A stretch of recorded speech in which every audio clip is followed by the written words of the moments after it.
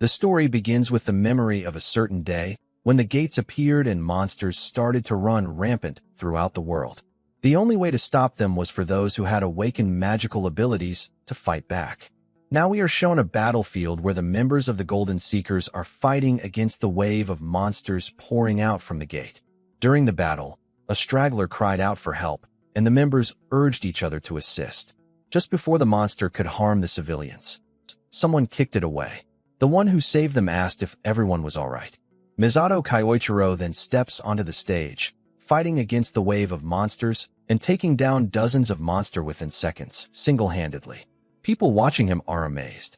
One of the members explains that his power is the power of time. He knows what will happen next. She calls his ability inhuman. When all of the monsters are finally defeated, Kyoichiro kills the last one. Feeling satisfied that he has protected the land and its peace, he declares that he will now seal the gate. However, as he begins the sealing, he is suddenly thrown inside the gate, and the seal closes from the outside. Kyoichiro is shocked. He has never seen a future like this. He asks if all of them were part of this plan and why they are doing this. At this moment, they reveal their true colors. They tell him that precisely because he had no idea what was really going on, he ended up betrayed.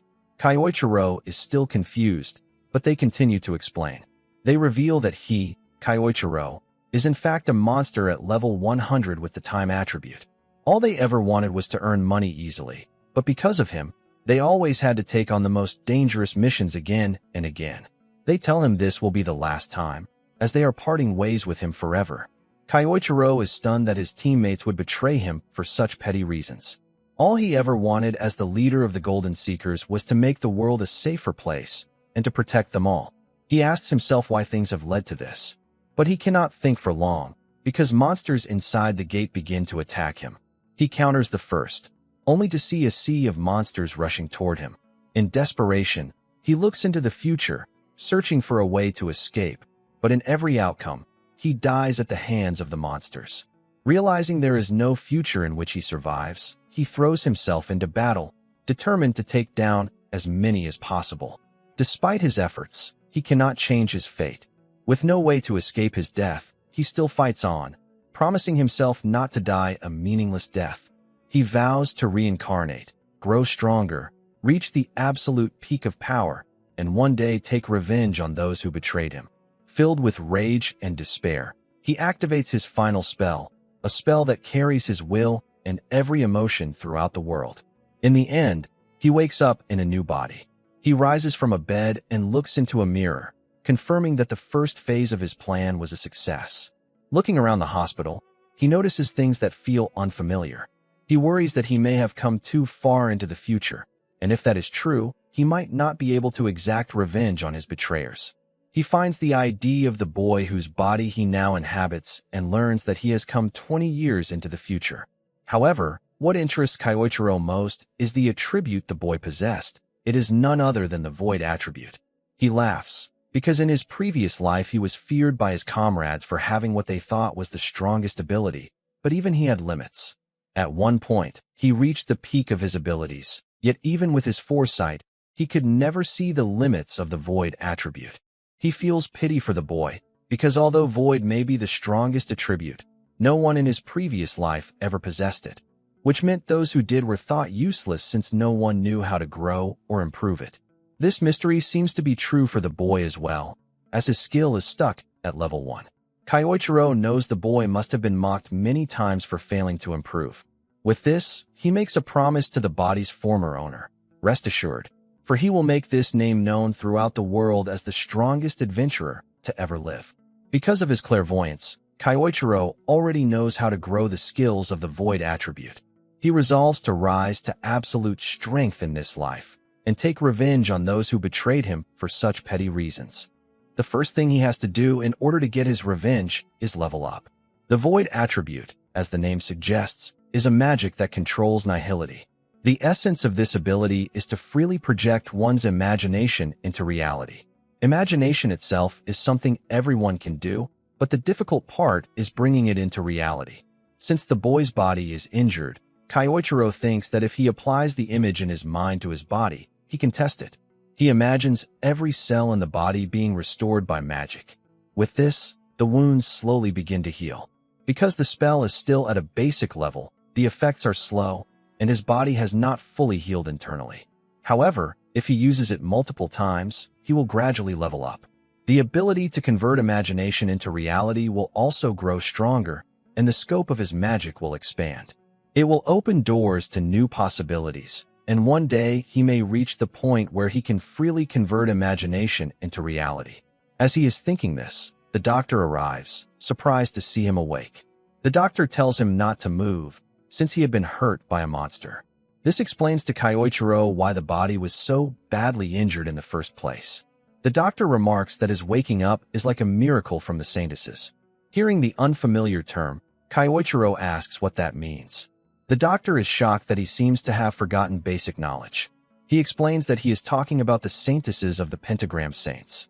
But Kyoichiro replies that he does not know that term either. The doctor concludes that Kyoichiro must be confused after regaining consciousness. He tells him to rest and leaves the room. Left alone, Kyoichiro wonders about these new terms. Perhaps they are new adventurers who have become famous nowadays. He realizes that he must also understand the current situation of the world while leveling up. He turns on the television and sees a documentary about the SSS class disaster. Watching it, he is stunned. The culprit is reported to be none other than Misato Kyoichiro himself. He is shocked, asking why he would be named the culprit. According to the documentary, Misato Kyoichiro had known about the arrival of the disaster but did not tell anyone, supposedly planning to take advantage of the chaos to rule the world. The documentary continues. His plans were stopped by the remaining members, who later became a symbol of hope for everyone, known as the Pentagram Saints. They defeated Misato Kyoichiro after a fierce battle, sealed off the gate, and claimed great fame for their feat. Even now, the members of the Pentagram Saints influence and lead large regions of the world. This revelation shakes Kyoichiro to his core. He laughs bitterly, realizing they not only betrayed him, but also dragged his dignity through the mud. First, they sacrificed him, and then they shamelessly claimed all the rewards, becoming celebrated heroes. Rage fills him. He swears he will never forgive them. He vows again that he will drag them all into the depths of hell. But for now, he must remain cautious and avoid revealing his identity, since he is still weak. Looking at the academy that the boy had attended, Kyoichiro discovers that it is run by one of the very members who betrayed him. Waking up in a perfect body with the void attribute, and with a target already in sight, he considers himself lucky. However, Iwako, the target, is cautious and will not show any weaknesses. The difference in their levels is also immense. He cannot defeat him yet. So, he decides to focus on leveling up first before going after him. After some weeks, Kyoichiro in his new body has made a complete recovery. The doctor is astonished at how quickly he has healed and tries to praise the saintesses, but Kyoichiro interrupts, telling him that was not the case. It was his own power. He thanks the doctor for taking care of him. Finally leaving the hospital, with his basic preparations complete and his level increased significantly, Kyoichiro plans to enter a dungeon for a warm-up. The doctor told him that everyone related to Kyosuke had died in the accident. Kyoichiro feels bad for the boy, but this also means he now has complete freedom to do whatever he wants. He then goes near a gate. Hiding his face, he tries to enter but is stopped by the guard, who tells him that the minimum level required is 30 and that he needs to have a party. The guard explains that going alone in the dungeon is too dangerous. Kyoichiro replies that this may be the case for others, but he is a student of a top university, and as long as he fills out the consent form, he should be allowed in. He had already researched these things while he was hospitalized. Some bystanders tease him, saying the guard is only advising him for his own good and that he should know his place as a greenhorn. Before the guard can take further action, Kyoichiro signs the form and moves forward. He thanks the guard for worrying about him. As he enters, the guard requests 3 others nearby to follow him to make sure he does not die. One of them almost rejects the idea, but another pulls him along, saying this might be their chance. They can get rich inside, and whatever happens in a dungeon stays in the dungeon. With that, they rush in, mocking that the kid still needs 100 years of training. Inside the dungeon, which looks like a cave, the party of 3 arrive with the plan to loot everything while eliminating the newbie kid, as this is how they always survive. They keep running for 10 minutes, but find nothing in the path until they finally catch up to him. Meanwhile, Kyoichiro is already facing a horde of monsters. Using his Void attribute, he summons various types of magical spells of different natures, destroying every foe in his path. As the smoke clears, the three are shocked at how quickly he wiped out the monsters. But their greed soon takes over when they spot a rare drop that could sell for a handsome amount of money. Seeing that Kyoichiro has not noticed them, they plan to assassinate him and take the loot. They jump around the cave and launch magical spells at him. Kyoichiro, angered by their actions, mocks them and easily dodges their spells without breaking a sweat. He thinks to himself that no matter the time or era, there are always disgusting people who try to take what belongs to someone else. Two of the members are shocked at how effortlessly he avoided their attacks, but the third charges in with a fire attack, claiming Kyoichiro was just lucky. Before he can land the blow, Kyoichiro counters with an amplified fist directly to the gut, knocking him down. At their betrayal, Kyoichiro declares that he will show no mercy. He calls them the worst type of people, those who always betray and kill others for their own gain. For the sake of his ideals and his revenge, he vows to destroy them. Inside the dungeon, Yoichi Tsudai, who is the subordinate of Awako, arrives after hearing the news of a student from their institute entering the dungeon alone. However, the scene before him is completely different from what he expected. He questions why 3 novice-level adventurers are lying defeated on the ground, and how in the world this even happened in the first place. Now, back at the house, Kyoichiro reviews his gains. He was able to level up inside the D-rank dungeon and judge the level of power he currently has at hand. During this, he also secured a new spell that obscures information. With this, he can fake his level and stay hidden without blowing his cover. The next day will be his first day at the academy, so he lies down to rest. Just as he gets into bed, he reads some messages that reveal direct bullying aimed at the former owner of his body. The following day, Kyoichiro, posing as Kayasuk, goes to the academy.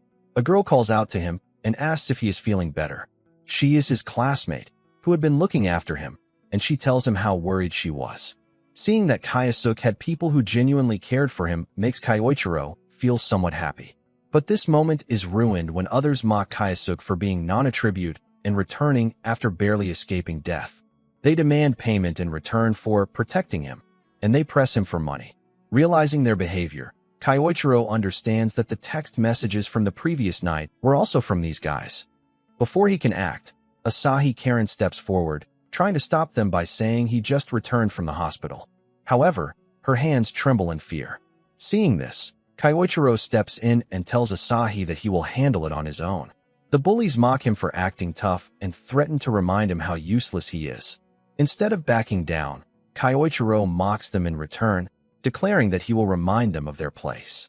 Kyoichiro remembers his promise to make this boy's name famous worldwide, and with that, he prepares for battle. This enrages the bullies, and one of them readies a fire spell. Asahi is shocked, realizing they are using magic outside of a restricted area. The bully launches the attack at Kayasuk, but Kyoichiro counters with the very same magic, shocking the bullies. Kyoichiro mocks them, asking if this is all they can do. Humiliated, the bully calls over his lackeys. They both use different elements to try to overpower Kyoichiro, but again, he uses the same attributes to dominate their attacks. Terrified, they begin to wonder how many elements he can use. Kyoichiro then says that it's his turn. He declares that at the very least, he will keep them alive. He lights up an explosion, forcing them to run away. Before they can call for help, Kyoichiro grows furious and asks them if Kayasuk had not also asked for their help once, and what their response to him was. He says there is no need for an answer, because disgusting people like them always act the same way. And because of that, he declares, nothing will stop his fist from landing. With this, Kyoichiro delivers a devastating punch to the bully, knocking him out. Asahi Karen is shocked at what she sees.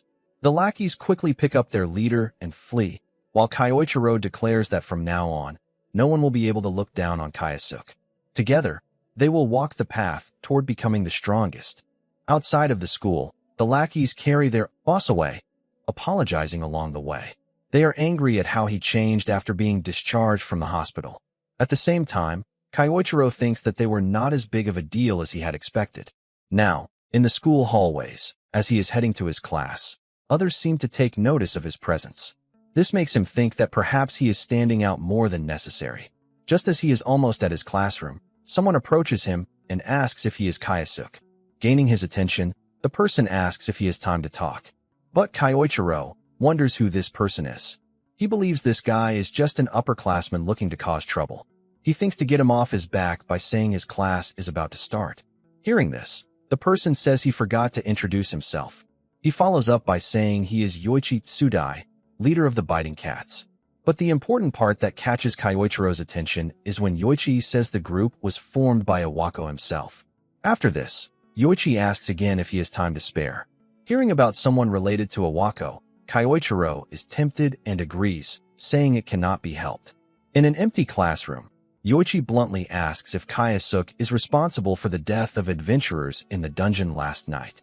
However, Kyoichiro straightforwardly denies any knowledge of the matter. He wonders how Yoichi could suspect him, since he had cleaned up his traces so well. Yoichi explains that the information he gathered was that a student from their school entered a dungeon alone. When he went to investigate, all he found were the defeated, well-known novice adventurers. He also adds that Kyosuke had shown multiple elements in the morning. From Yoichi's tone, Kyoichiro realizes that he does not actually know anything and is just trying to dig up information.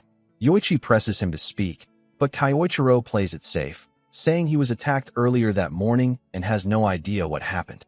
To reinforce this, he takes out his adventurer card and shows that he is only level 1. Confirming that his level is indeed 1 and his attribute is void, Yoichi grows angry, realizing his time was wasted on a nobody. He warns him not to act suspicious in the future, as it would be a pain to clean things up again, and then leaves. As they part ways, Kyoichiro thinks he may be able to use Yoichi to his advantage, as a way to reach Iwako without raising suspicion. Thinking of ways to manipulate him, he begins to form an idea for a specific magic spell. Now we find Yoichi in Iwako's office, reporting on the events of the dungeon. Hearing this, Iwako says it is not like Yoichi to make mistakes, and warns him to choose people more carefully. Yoichi apologizes, promises to handle the situation, and tries to calm him down. Iwako then warns him that if word gets out that Yoichi was involved in the deaths of novice adventurers, it will bring criticism upon him as well. He grabs Yoichi's face and threatens that if things go wrong, Yoichi could be expelled in an instant. Yoichi promises to set things right. Inwardly, however, he grows angry, thinking that if he had known things would play out like this, he would have taken more money from those adventurers. Iwako then asks, according to Yoichi, a third-year student entered the dungeon, but there is no student in that class who did so. This would mean the cause of the novices' deaths was probably a monster inside the dungeon during their hunt, rather than a student. Iwako concludes that this is a more believable explanation than assuming a student killed them. He adds that it must be this way, unless something truly out of the ordinary happened. Thinking about this, Yoichi wonders if the void element could be that out-of-the-ordinary factor, so he reports that there might be a possibility of a unique attribute being involved. Considering it, Iwako admits that there is indeed a chance. Getting this clue excites Yoichi, and he quickly asks Iwako to leave everything to him, claiming that he will resolve the problem at hand swiftly. In a cave dungeon, many students seem to be practicing their magic while defeating monsters. Suddenly, one of the monsters breaks through, and the students become frightened. However, before anyone can be harmed, the monster is defeated by a golden light attack, which came from none other than Yoichi, who was in charge of today's exercise. He tells the students not to break formation. Finding his abilities formidable, many admire his power, noting that he was personally chosen by the principal. Some even wonder how they could join the same team as him. After dealing with the monsters, Yoichi leaves the rest to the students and walks away for his own business. He takes out an ornament, which is a device used to locate people. He tells it to find the location of Kyosuke. As soon as he says this, the chain begins to glow and points in the direction where Kyosuke is at that moment. Looking at the directions he received, Yoichi finds the result to be exactly as he expected. The chain shows Kyosuke is far away from the other students. Yoichi does not care what Kyosuke is doing alone, but he sees this as the perfect opportunity. He can eliminate the threat quietly and blame it all on monsters, because what happens in a dungeon stays in a dungeon. The reason he is after Kyosuke stems from a chain of events, starting with the death of the hunter-killer he had been using. Trouble has followed ever since Kayasuk was discharged from the hospital. The things the bullies told him are also troubling, as they claim the non-attribute kid attacked them using the same magic types they used. And, even more shocking, that he created flames unlike anything they had ever seen before.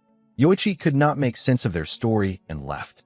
The bullies thought they were free, but Yoichi ordered others to re-educate them properly.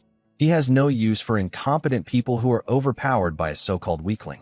2 bullies tried to stop it, but in the chaos, the one who had taken a direct hit from Kyoichiro shouted in fear that Kayasuk was no longer human. His words carried immense terror.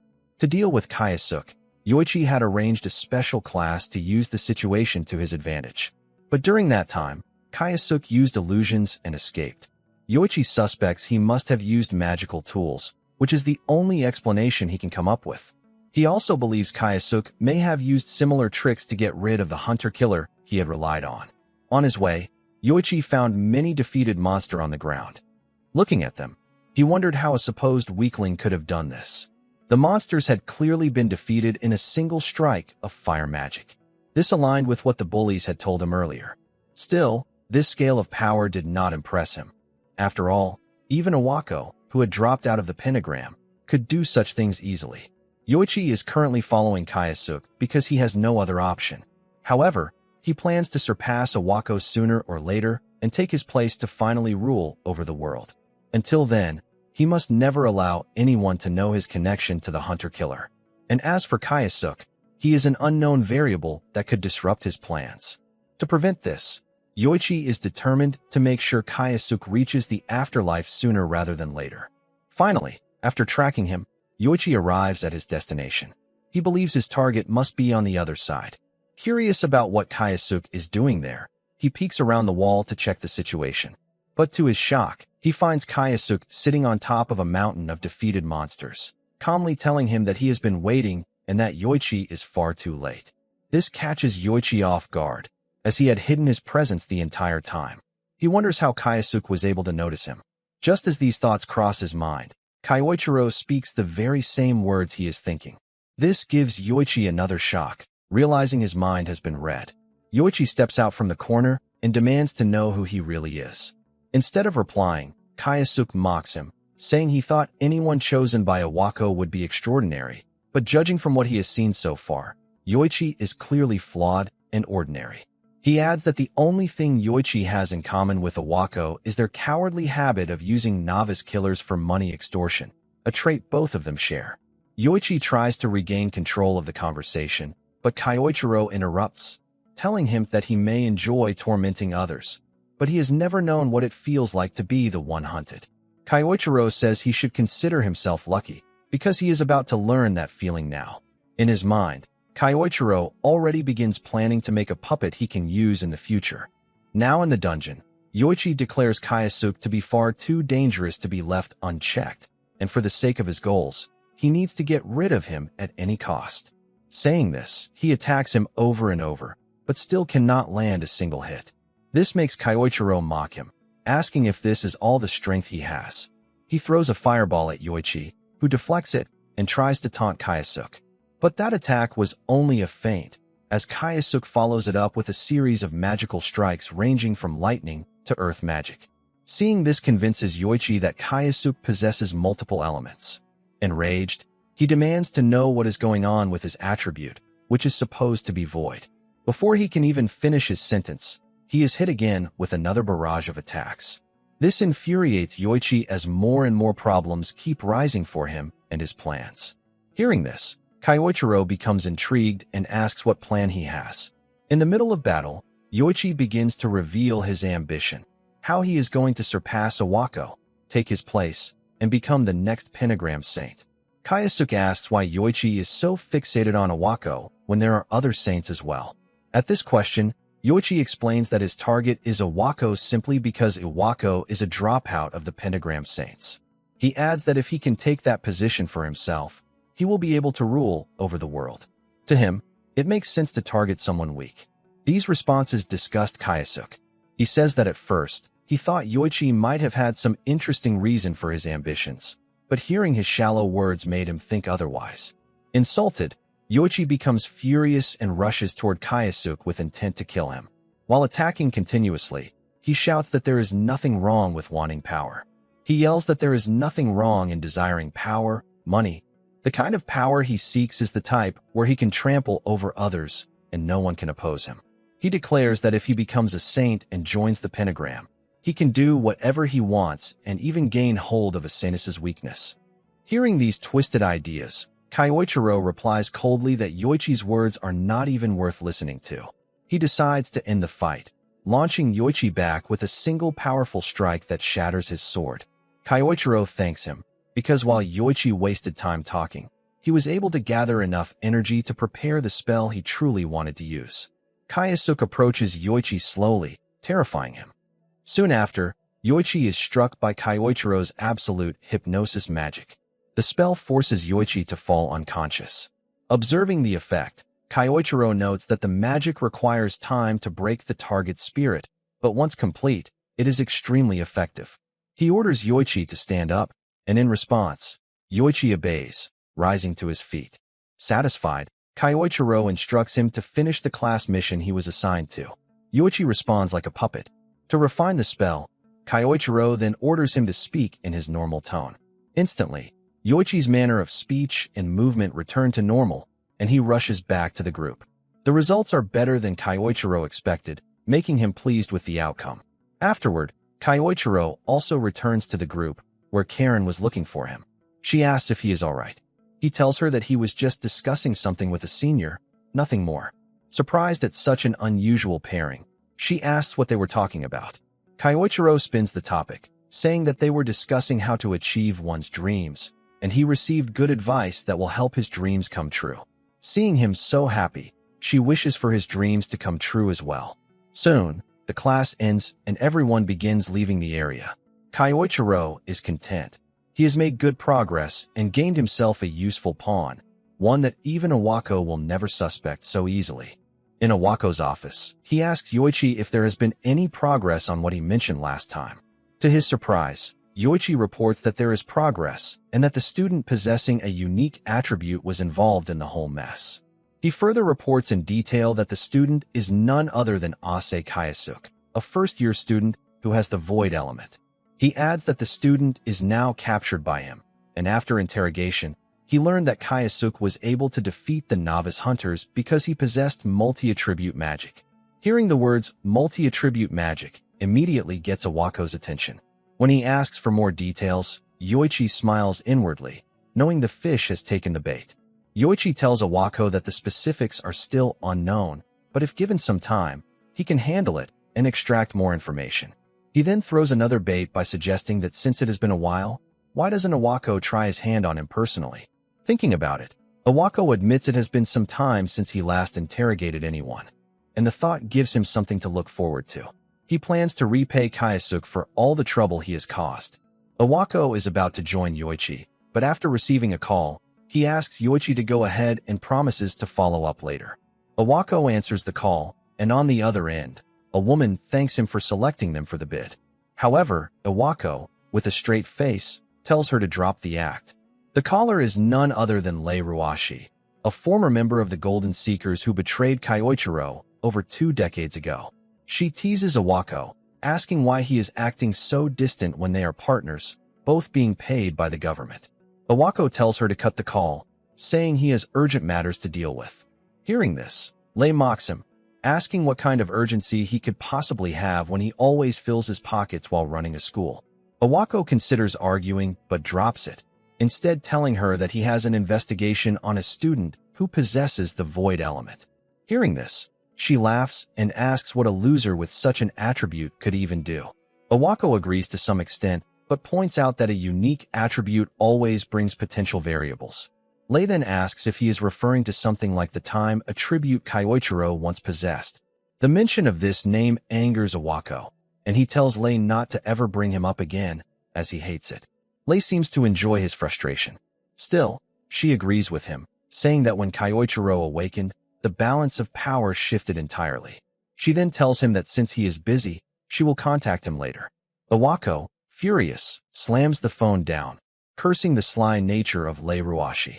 Hearing Kyoichiro's name has ruined his mood, and he decides to take out his anger on the captive student.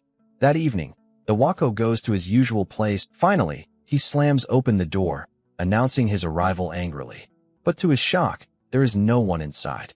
Suddenly, Yoichi attacks from behind, but Iwako blocks it with ease. With a smirk, Iwako comments that it seems he has been underestimated.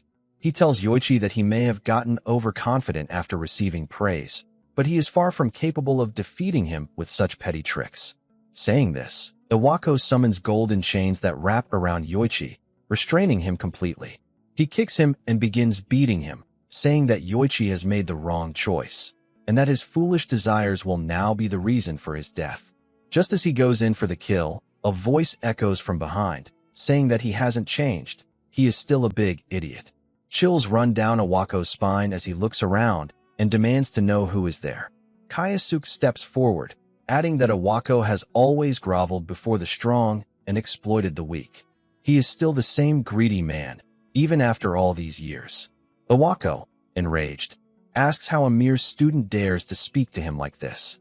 Kyosuke repeats the very words Iwako had said earlier, about ruining oneself with foolish desires, and throws them back at him, saying they perfectly describe Iwako himself.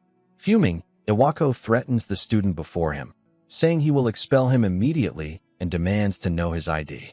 But Kyoichiro smirks and says that he has finally made it this far in the game, so he intends to take his time and have a proper talk, just between the two of them. In front of the warehouse, Kyoichiro mocks Iwako, which makes him furious.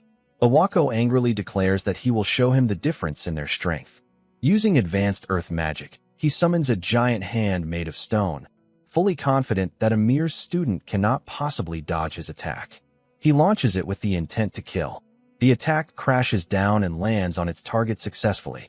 Overconfident, Iwako laughs, claiming this is his perfect victory, saying this is what happens to people who dare to defy him. Looking ahead and seeing that the warehouse has also been destroyed, he wonders if he might have used more strength than he should have. Thinking about it, he tells himself he doesn't even know who that student was. Wiping sweat from his forehead as he walks toward the area, he suddenly stops. He cannot believe what is in front of his eyes. The student he attacked is standing there completely unscathed. Kyoichiro taunts him, saying he only wanted to have a little chat. Iwako panics, because never before has any student survived advanced magic without a scratch. He yells, demanding to know who he is and what his name is. At this, Kyoichiro starts laughing and replies, asking why he is even asking such a question. Surely, he should already know who he is. Confused, Iwako yells that he doesn't know and insists that a freak like him should stop messing around and answer him properly. At this, Kyoichiro places his hand on the back of his neck and says how hurt he feels by that response. Then, in his own chilling tone, he follows with, "Did you really forget about me?" This pattern of speech terrifies Iwako to his very core because he knows exactly who used to talk like that. Just the thought makes sweat drip down his face. The fear overwhelms him so much that he loses his rationality for a moment. Thinking back, he remembers they had thrown him into the gate. Enraged, Iwako convinces himself that this student must be playing mind games with him. He yells that the man he is talking about, the one known as Misato Kyoichiro, is already dead, and everyone knows it. Shouting this, he launches more spells at Kyoichiro. But looking at his pitiful behavior, Kyoichiro only sighs, asking how long Iwako has been living by believing only what is convenient for him, while ignoring what is not. Iwako threatens him not to come closer, warning that if he does, he will unleash his magic. He instantly understands that Iwako, in the end, had been deceived by sweet words from those around him, and that was the very reason he betrayed him 2 decades ago. Not wanting to accept any of this, Iwako launches another attack. But this time, his spell is destroyed by Kyoichiro, using the exact same magic he had once wielded in his last mission as Misato Kyoichiro to defeat the monster of the outbreak. Overcome by fear, Iwako falls to the ground, shaking, and stammers that he was sure they had trapped him inside the dungeon that day. In response, Kyosuke tells him that yes, he was trapped, thrown into the depths of despair and agony. Iwako, trembling, finally admits that he is the real Misato Kyoichiro. To this, Kyoichiro coldly replies that it took him long enough to realize it. Still unable to believe what he heard, Iwako stands again, claiming that if what the kid said is really true, then it would mean Misato died and returned from the dead. He says he is not such a fool as to accept this level of nonsense. Preparing an attack, he declares that a ghost should remain silent. With that, Iwako launches multiple wind attribute attacks followed by earth attribute magic, but to no avail, as all of his attacks are dodged. Growing tense, he tries to find a way to gain the upper hand in this situation. Everyone used to mock him as just a support character, but that never meant he was weak. To turn the tides, he begins preparing another attack to finish things once and for all. He tells Kyoichiro that he has been working for over 2 decades to perfect this one. Iwako wields dual magic at the same time, unleashing a massive cyclone filled with rocks toward Kyoichiro. He claims this is the strongest attack he has ever used. When his attack is not immediately countered, he starts laughing, believing he has finally achieved what no one else could, killing the great Misato Kyoichiro with his own hands. He mumbles that if Kyoichiro thought he was still the same weakling as before, then he was dead wrong, because over the years he has grown stronger. No matter how powerful Kyoichiro's time ability once was, it is now all in the past. Iwako boasts that 20 long years have passed, long enough for everything to change. The coward he once was no longer exists, and he keeps shouting that Kyoichiro should never have underestimated him. Arrogant and filled with pride, he tells himself he has grown stronger over 2 decades, and now he will boast about this achievement. He believes that none of the pentagram saints will ever mock him again. He even convinces himself that he is now the strongest among them all. But his fantasy is interrupted by Kyoichiro's calm voice asking if he is done talking. Startled, Iwako turns and is horrified to see Kyoichiro standing there, completely unharmed. Kyoichiro commends him, saying he is impressed that Iwako can use offensive magic stronger than normal, adding that it should be expected from a so-called hero of the era. Then Kyoichiro declares that he will take his revenge without holding back any longer. Seeing the intensity of the magic radiating from him, Iwako instinctively realizes he is facing a monster he cannot handle. But having come this far in life, he refuses to turn back. Desperately, Iwako launches another earth element attack, which seems to land, but Kyoichiro actually stops it in its tracks with his own power. Kyoichiro tells him that if he truly thinks he can win with such weak attacks, then he is living in a dream. Terrified, Iwako tries to halt Kyoichiro's advance, but all his efforts are in vain.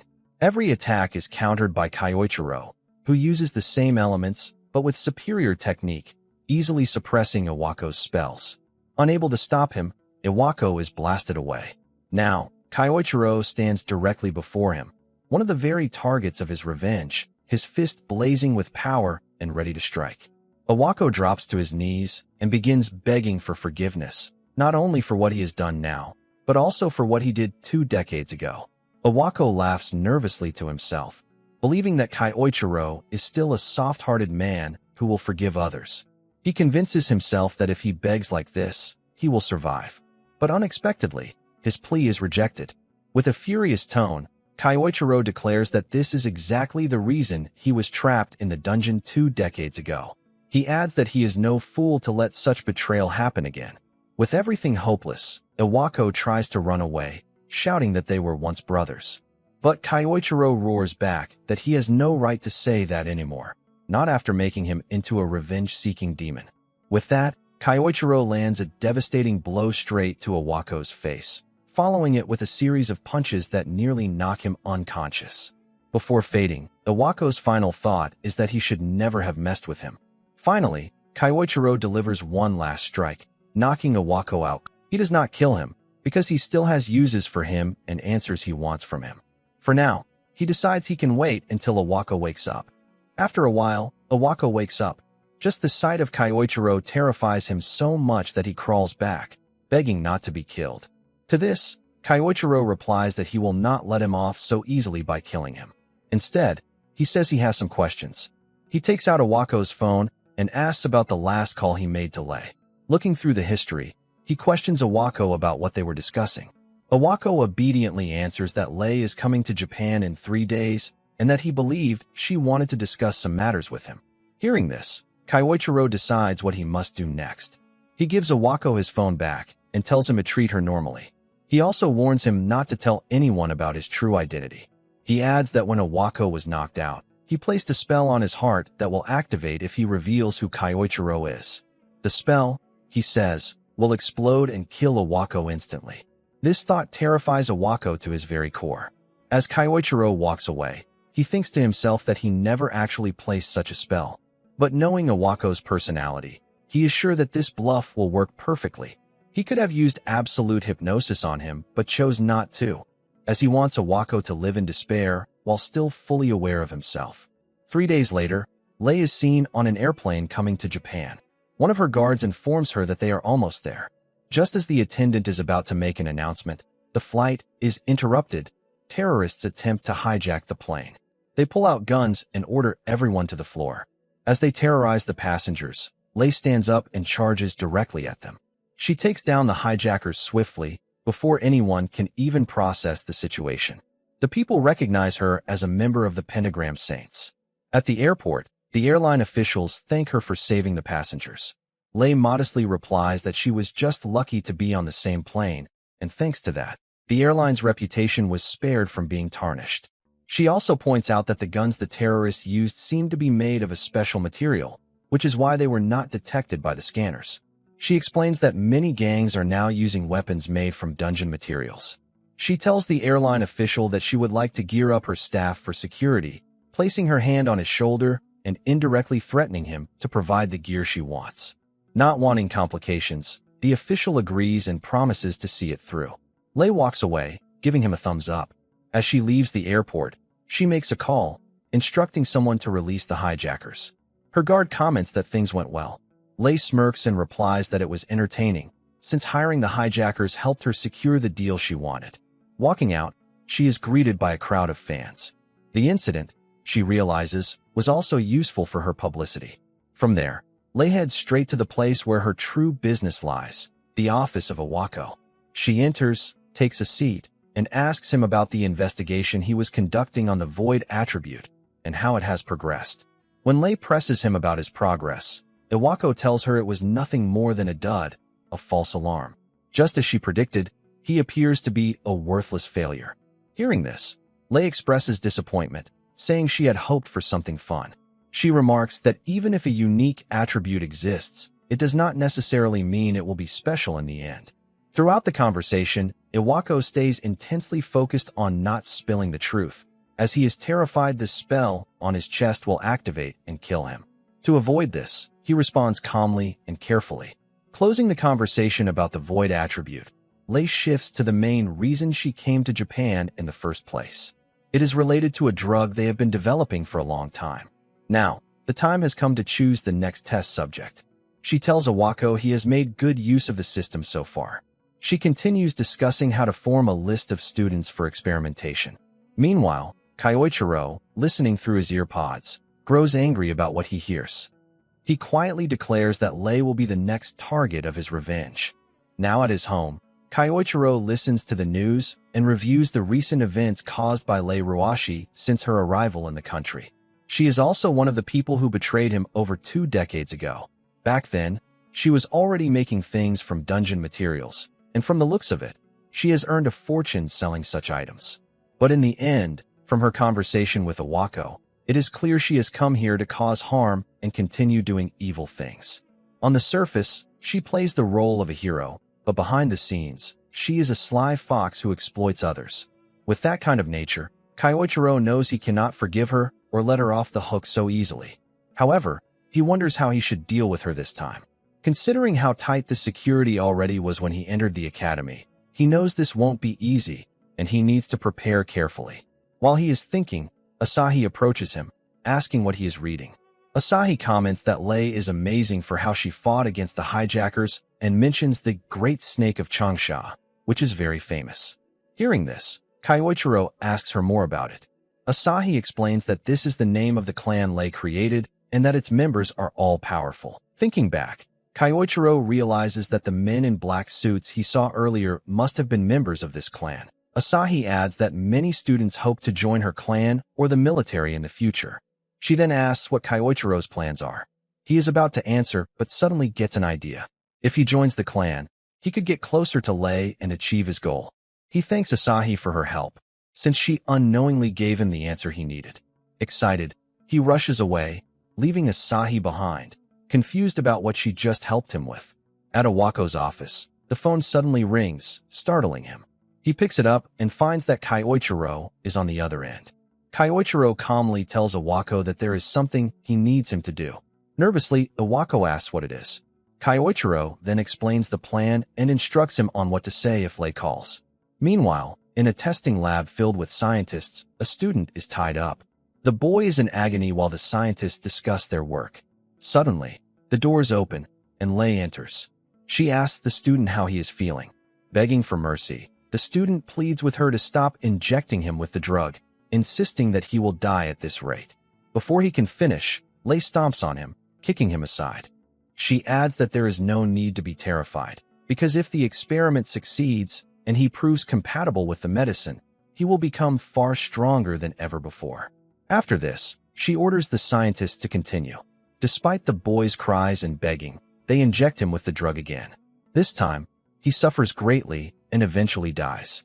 The scientists continue making reports based on their observations.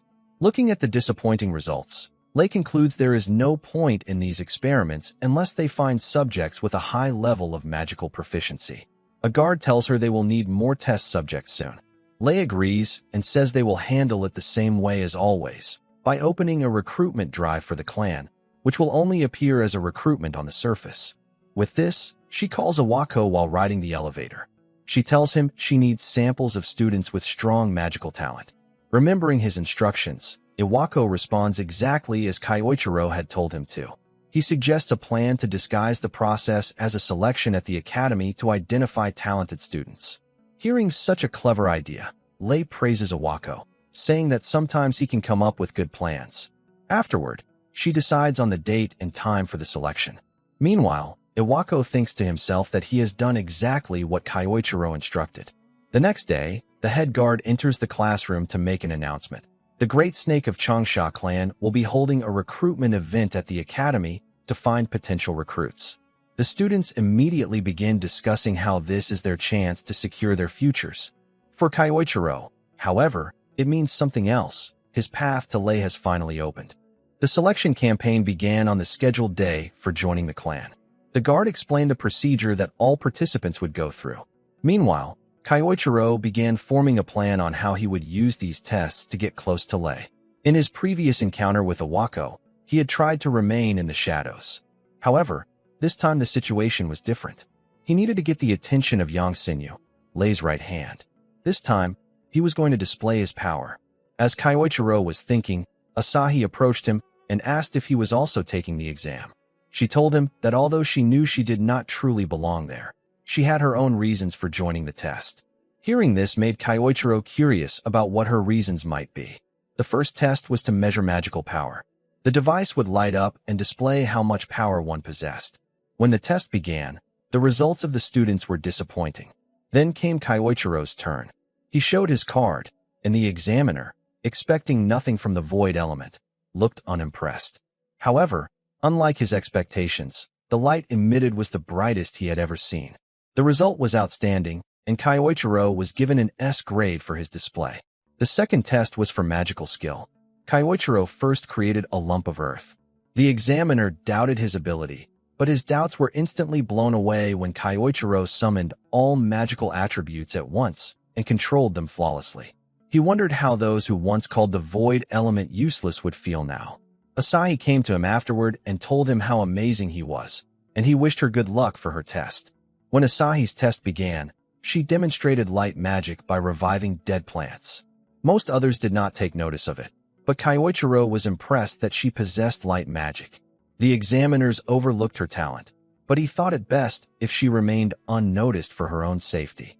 However, Yang Sinyu, Lei's right hand, showed interest in her potential as a test subject. After all the preliminary tests, the final stage began, one-on-one duels. Yang Sinyu announced that they would be fighting members of the clan. The students became tense, worried about facing elite members, but were reassured that the evaluation would not depend solely on victory or defeat, but on how they fought. Confident that none of the students could possibly win, the clan members prepared themselves. Kyoichiro's duel began, and his examiner remarked that while he had shown good performance earlier, it would not help him in real combat. He then planned to eliminate Kyoichiro in a single strike using earth magic. However, Kyoichiro used wind magic to repel the attack effortlessly. The examiner was shocked that such a powerful strike was countered so easily. Before he could recover, Kyoichiro vanished from his sight, only to reappear instantly behind him with a knife made of water magic. This decisive move ended the duel. Kyoichiro mocked the examiner slightly, saying he had learned a lot from him in this match. The duel ended in Kyosuke's victory. Yang Xinyu was astonished by the result, questioning who this student could be, as he had surpassed every expectation. Later that night, he reported to Lei that the exam was over. Hearing this, she asked if there were any useful subjects. Yang Xinyu replied that there was one student who had cleared all the tests overwhelmingly, but that he used the void attribute. At the mention of void, Lei's excitement grew. She recalled Owako's investigation into a student with that attribute. Smiling slyly, she states that this new student is going to be really fun. In the student hall, Lei's right-hand man begins announcing the results of the exams they previously took for clan enrollment. After all the students gather, he proceeds with the list from top to bottom. He announces that the first position goes to Ase Kyosuke. The students start whispering among themselves, as everyone already expected him to take the top position. During the difficult exam, he had displayed an extraordinary level of power, leaving a strong impression. Kyosuke now feels that everything is going according to his plans, as his bold display turned out to be useful in impressing the examiners. He knows this puts him a step closer to Lei. However, his happiness turns to unease when the second position is announced. The second place is granted to none other than Asahi Karen. She is surprised to have achieved a higher rank than she expected. Kyoichiro grows worried about her being placed so high and selected as well. He wonders if her unique attributes played a larger role than he had believed in helping her clear the exam. Knowing Lei, he suspects she is planning something hidden, possibly using the students for a secret agenda. He believes there must be a reason behind Asahi being selected. As he ponders these thoughts, his worries are interrupted when Asahi smiles at him, clearly happy that she passed, and that they both achieved high positions. Seeing her joy relieves Kyoichiro of his doubts. He reminds himself there is no need to overthink. He will not allow anyone to harm her. His focus must remain on protecting her and securing his own goals. Sometime later, at the Japan branch of Lei's company, the announcement of the Great Snake Changshan clan recruitment exam has brought the successful students together. Lei's right-hand man welcomes them, stating that they will now be taken to a facility for basic checks before officially joining the clan. He also informs them that the clan leader, Lei herself, will join them soon. Kyoichiro tenses upon hearing this, determined to face her, though he knows he cannot leave Asahi unguarded just yet. The guide explains that Lei will meet them after they complete the facility check, then instructs them to follow him as he shows them around. While walking, Kyoichiro thinks about confronting Lei immediately, but restrains himself, as his first priority is keeping Asahi safe. Meanwhile, Asahi looks around with curiosity and tells Kyosuke that being in such a large building makes anyone nervous, though she is happy to be joining the clan soon. Out of curiosity, Kyoichiro asks her why she wants to join. She reveals that her mother is currently hospitalized, and the high medical expenses are difficult to manage. She believes joining the clan will help her ease the burden. Moved by this, Kyoichiro decides he must do everything possible to protect her. After a while, the guide shows them a staircase leading down. Kyoichiro finds it suspicious that the facility lies in the basement. As they descend, he quickly realizes that it is a testing facility. His suspicion grows stronger. Suddenly, the doors close behind them, startling the students. Kyoichiro immediately understands. They never intended to let anyone leave so easily. Their serious preparations confirm this. One of the students nervously asks what is happening. The man who guided them suddenly changes his tone, speaking harshly and telling them to remain silent. His intimidating behavior terrifies the students. Lei's right-hand man, while picking something up, explains that as mentioned earlier, they will undergo the proper procedure to check their suitability. Holding a vial and an injection, he clarifies that they will be testing the compatibility of a new drug developed in secret.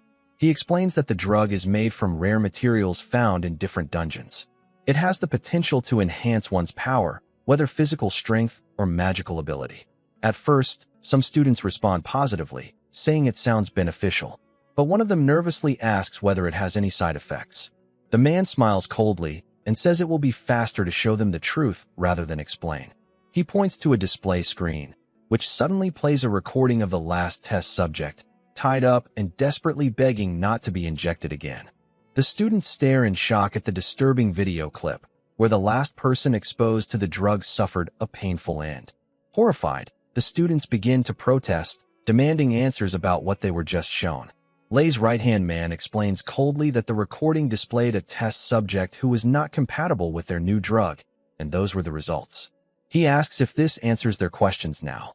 Realizing they are being used as test subjects, with the risk of dying from the experiment, the students angrily declare that they will never take such a drug. Two of the students summon their magic and attack simultaneously, demanding to be released from the facility. Kyoichiro, observing the chaos, quickly tells Asahi to come to his side and not leave him. The two students rush forward to strike, but the guard enhances his fist with skill and knocks both of them out in a single blow. Asahi watches in fear as the situation worsens. The two fallen students groan in pain on the ground. His eyes then fall on Asahi. Looking at her with a calculating grin, he suggests they should start with her instead. He mutters that he is curious to see the results, especially since she wields the rare light attribute. Terrified, Asahi freezes as he approaches her, but before he can reach her, Kyoichiro steps forward and blocks his path. The guard narrows his eyes and demands to know what Kyoichiro thinks he's doing. Calm but firm, Kyoichiro replies, "Nothing. Just keeping lowlifes like you away from her." The insult enrages him. He orders the others in the room to hold Kyoichiro down. Several well-built fighters step forward, confident that defeating a mere scholar will be easy. They charge in with full force, aiming to take him down in one strike. But their attacks land only on an afterimage. Kyoichiro has already evaded. Before they can even react, he delivers sharp, enhanced chops, knocking them unconscious instantly. The remaining two become wary after witnessing this, but even their caution proves useless. Kyoichiro dashes forward, striking both in the stomach with precision. They collapse in defeat. Their leader is stunned by the overwhelming display of strength and skill. He had never imagined Kyoichiro could defeat his men in single blows. Shocked, he starts to panic, realizing the situation is slipping out of his control. Kyoichiro turns to him and declares that he is next. Unable to face him directly, the leader instead rushes toward Asahi, intending to capture her as a hostage and test subject. But before he can lay a hand on her, Kyoichiro intercepts him and seizes his wrist with an iron grip. The man struggles desperately to break free, but Kyoichiro's hold does not loosen. "I already warned you," Kyoichiro says coldly. "You will not touch her." He releases the man's wrist, leaving him stumbling backward in fear. The leader is shaken to his core, terrified at how a mere student could accomplish such feats, something he believed should have been impossible. Just as the realization sinks in, Kyoichiro fixes his gaze on him and warns, "Brace yourself." Now at the facility, Lei's right-hand man, Yang, appears tense. At the same time, Kyoichiro instructs Asahi to stay behind him. Asahi, standing behind him for safety, thinks about how much stronger he has become. Earlier, she couldn't even follow his movements. She had an idea that he had grown powerful, but to this extent was beyond her imagination. Yang tries to intimidate him, warning him not to get cocky. But Kyoichiro challenges him with a question: why are the students of the academy being used as test subjects in the first place? Yang smiles and replies that it is not complicated. He explains that everything is for the sake of their clan and for Clan Master Lei. Once the testing and preparation of the drugs are complete, Lei will gain strength beyond imagination. Kyoichiro asks if he truly believes such inhumane actions are worth it for a small dream. But Yang, unbothered, insists that they use whatever is available to them without hesitation. He adds that those used as samples should consider it an honor to serve as pawns for the clan's glory. Hearing this enrages Kyoichiro. He remembers Asahi, who joined for a reason, to support her family, and how happy she and others were when selected. Many, like her, had dreams, but those dreams were crushed by the clan's selfish desires. The sheer cruelty of Lei's ideology pushes Kaiichiro past his limits. Yang continues arrogantly, saying that the girl behind him will become their new moon. That final insult causes Kaiichiro to snap. He shouts at Yang to shut up, his anger exploding as he releases an immense surge of mana and energy.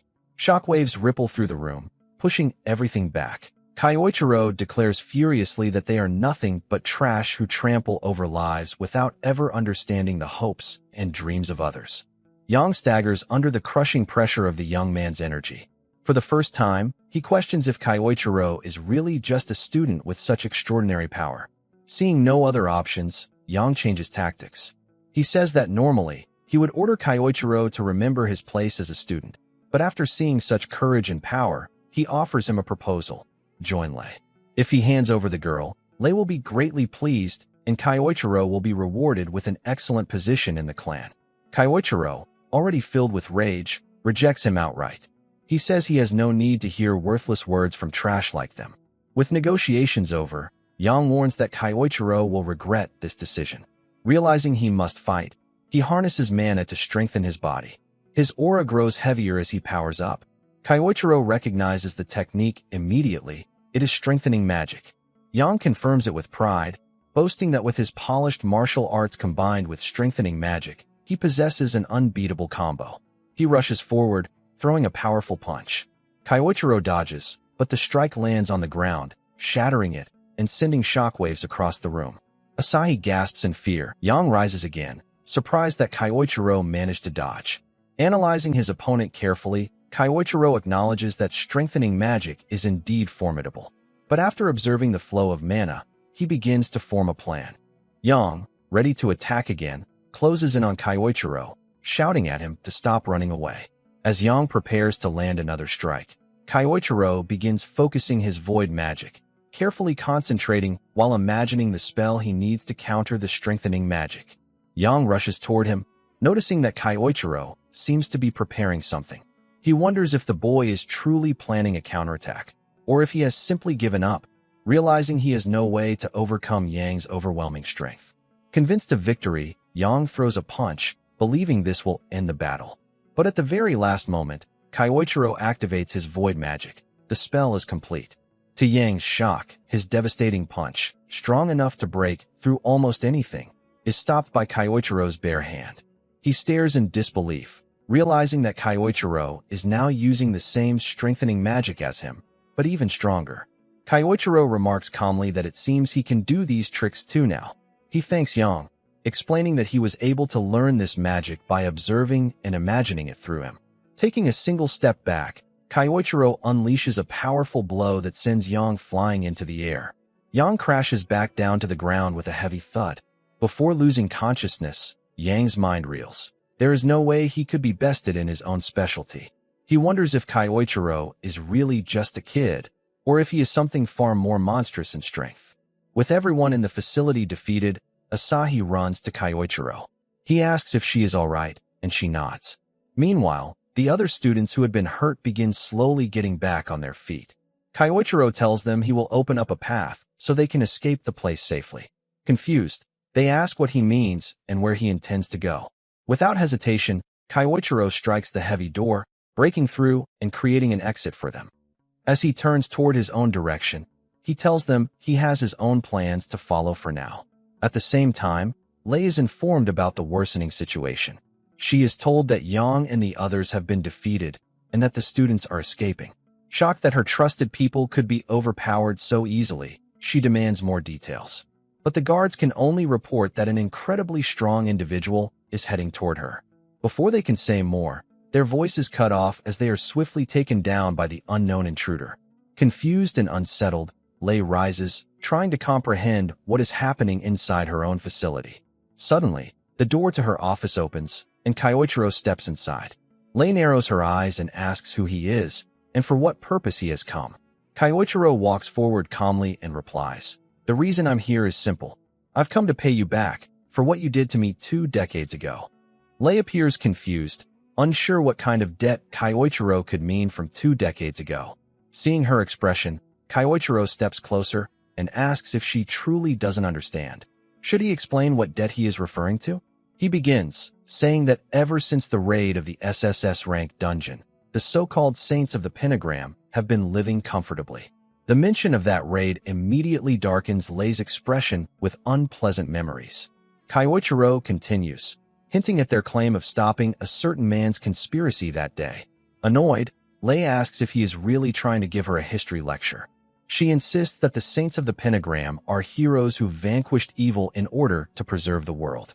Because of their work, they now hold influence across the globe, watching over many areas. She demands to know what he truly understands to speak against them. Kyoichiro cuts her off, saying that even if the world views them as heroes, the truth is far from it. His words unsettle her, especially as the aura around him changes. In a darker tone, he tells her that they sacrificed their own comrade for selfish reasons, just to reap rewards and build their names. He accuses them of trampling on the lives and dreams of others for their own gain, both then and now. Lei laughs mockingly, calling his words nothing more than conspiracy theories spread by jealous people after their success. But Kyoichiro firmly denies it. He says these are no fabrications, he knows what they did. He reveals that he knows how they pushed their own comrade into the dungeon gate after the boss had been defeated. This revelation shocks her. That knowledge was supposed to be a secret shared only by the remaining members of that raid party. Seeing her confusion, Kyoichiro steps forward and asks if she truly has no idea who he is by now. He declares, "I am Misato Kyoichiro, the same Kyoichiro you and the others pushed into the gate 20 years ago, after I defeated the boss." Lei is stunned, unable to believe what she is hearing. In her panic, Kyoichiro adds, "What you feared most has happened. You once called me a monster for reaching level 100 with the time attribute. I used that same power to return." Fear flickers across Lei's face, but Kyoichiro presses further. He warns her that he knows exactly what she and her company have been doing in secret. If he exposes it to the public, she would be ruined instantly. Enraged, Lei snaps, demanding if he is trying to mock her. Kyoichiro retorts coldly that she should be the one answering for her crimes, both for betraying him 2 decades ago and for trampling on the hopes of others, like the young girl who gave her all. He declares that he will never forgive her. Lei smirks and tells him not to get too arrogant. She claims that he is no longer in the same refined body he once had. Reaching for a weapon near her desk, she warns him that showing himself before her was a mistake. Grabbing a staff, she activates a skill and unleashes multiple strikes in a single attack, shattering the entire room. With a twisted smile, she asks what he thinks of her weapon, explaining it was forged using rare materials from high-level dungeons, making it harder than steel itself. She boasts that he will soon see how deadly and sharp it is. Rushing forward, Lei thrusts the weapon at high speed again and again. But Kyoichiro dodges every attack effortlessly, not taking a single scratch. Lei sneers that all he can do now is dodge without his former body, though inwardly she is frustrated that none of her strikes are landing. After evading her flurry of attacks, Kyoichiro remarks that he now understands why she is slower. He points out that she has spent too long as a corporate queen, becoming sloppy and far less sharp than she used to be. He even mocks her by saying she is now on the same level as Awako. Being compared to someone she considers weak infuriates her. In a frenzy, she swings wildly, attacking over and over. At last, one of her strikes seems to connect, but it turns out to be only an afterimage. Kyoichiro is standing far behind her, completely unharmed. She realizes void magic is behind his evasion, but its effectiveness at this level shocks her. Determined to finish the fight, she enhances her weapon with fire, planning to end it with her next attack. She charges at him again, thrusting with all her power. But Kyoichiro stops her weapon effortlessly, with just 2 fingers. Lei freezes, horrified that her enhanced strike was blocked so easily. Kyoichiro looks her in the eyes and says coldly that she is far weaker than she was 20 years ago if this is the best she can manage. Cornered, Lei considers her last resort. Dropping her weapon, she runs to her desk. Kyoichiro watches cautiously, uncertain of her plan, until he sees her reach for an unfinished vial of the new drug. To his surprise, she takes the gamble and injects herself with it. Instantly, her mana begins to surge violently. Kyoichiro realizes she is truly willing to go this far to stop him, transforming her into something monstrous. Now Lei had completely transformed into a monster after injecting herself with the drug. Gaining newfound confidence, she declared that no one could defeat her now. But Kyoichiro calmly asked if she was really serious about fighting him while relying on drugs. Did she truly think it would be that simple? Lei warned him not to underestimate her. She explained that she had spent enormous amounts of time and money perfecting this drug, gathering materials from the depths of dungeons and refining them for years into a single formula. She admitted it all began when she witnessed his immense power during the raid 20 years ago. From that moment, she had been chasing power, determined to reach the same domain. She even thanked him for showing her that path, boasting that now she had surpassed everyone. Kyoichiro dismissed her words as pathetic. He told her it was laughable that she believed she had surpassed others just because of a drug. Angered by his insult, Lei prepared herself, vowing to show him who was truly stronger after 2 decades. Kyoichiro sighed, saying he was already bored of her monologue and that it was time to end this. Lei charged forward, but missed, slamming into a wall and causing massive damage. She bragged about the destructive fruits of her research, claiming she would send him to the afterlife. Rushing in again, she managed to push him back. Thinking she had finally won, she looked down, only to realize her foot had been pierced by an ice spear. Kyoichiro revealed that he had set the trap during her attack. Lei was shocked to see him using Yang's technique and demanded to know how he had learned it. Kyoichiro explained it was thanks to her subordinate that he was able to master it earlier than planned. Stepping closer, he told her that while her drug was impressive, it produced nothing more than a momentary gust of power. Lei shouted in fury, accusing him of disrespecting her life's work. But Kyoichiro grew even angrier. He declared that she had trampled over countless people for her selfish desires and still had the audacity to call it progress. He told her she made him sick. Humiliated, Lei launched herself at him in blind rage. But Kyoichiro countered easily, grabbing her and driving his knee into her stomach. Her unstable power quickly faded, and she collapsed unconscious, her last thoughts on the terrifying new Kyoichiro, whose limitless potential was even more dangerous than his past self with a single attribute. As he left, Kyoichiro remarked coldly that her power was never real to begin with. With this, 2 of the 5 targets in his quest for revenge were now defeated. Outside, Asahi rushed to him, asking if he was all right. At the same time, news anchors swarmed the area, chasing reports that Lei's office had been attacked. Asahi turned to him, asking if he was responsible. Kyoichiro simply replied, "Who can say?" He knew that the truth about Lei's company and its cruel experiments would soon be exposed. With her downfall, many people would finally be safe, and everything she had built over a lifetime would crumble. Asahi called out to him. She admitted that earlier she had been too confused to say it, but now she wanted him to know. Without him, she would not still be standing there. She thanked him deeply for protecting her. Kyoichiro reflected silently.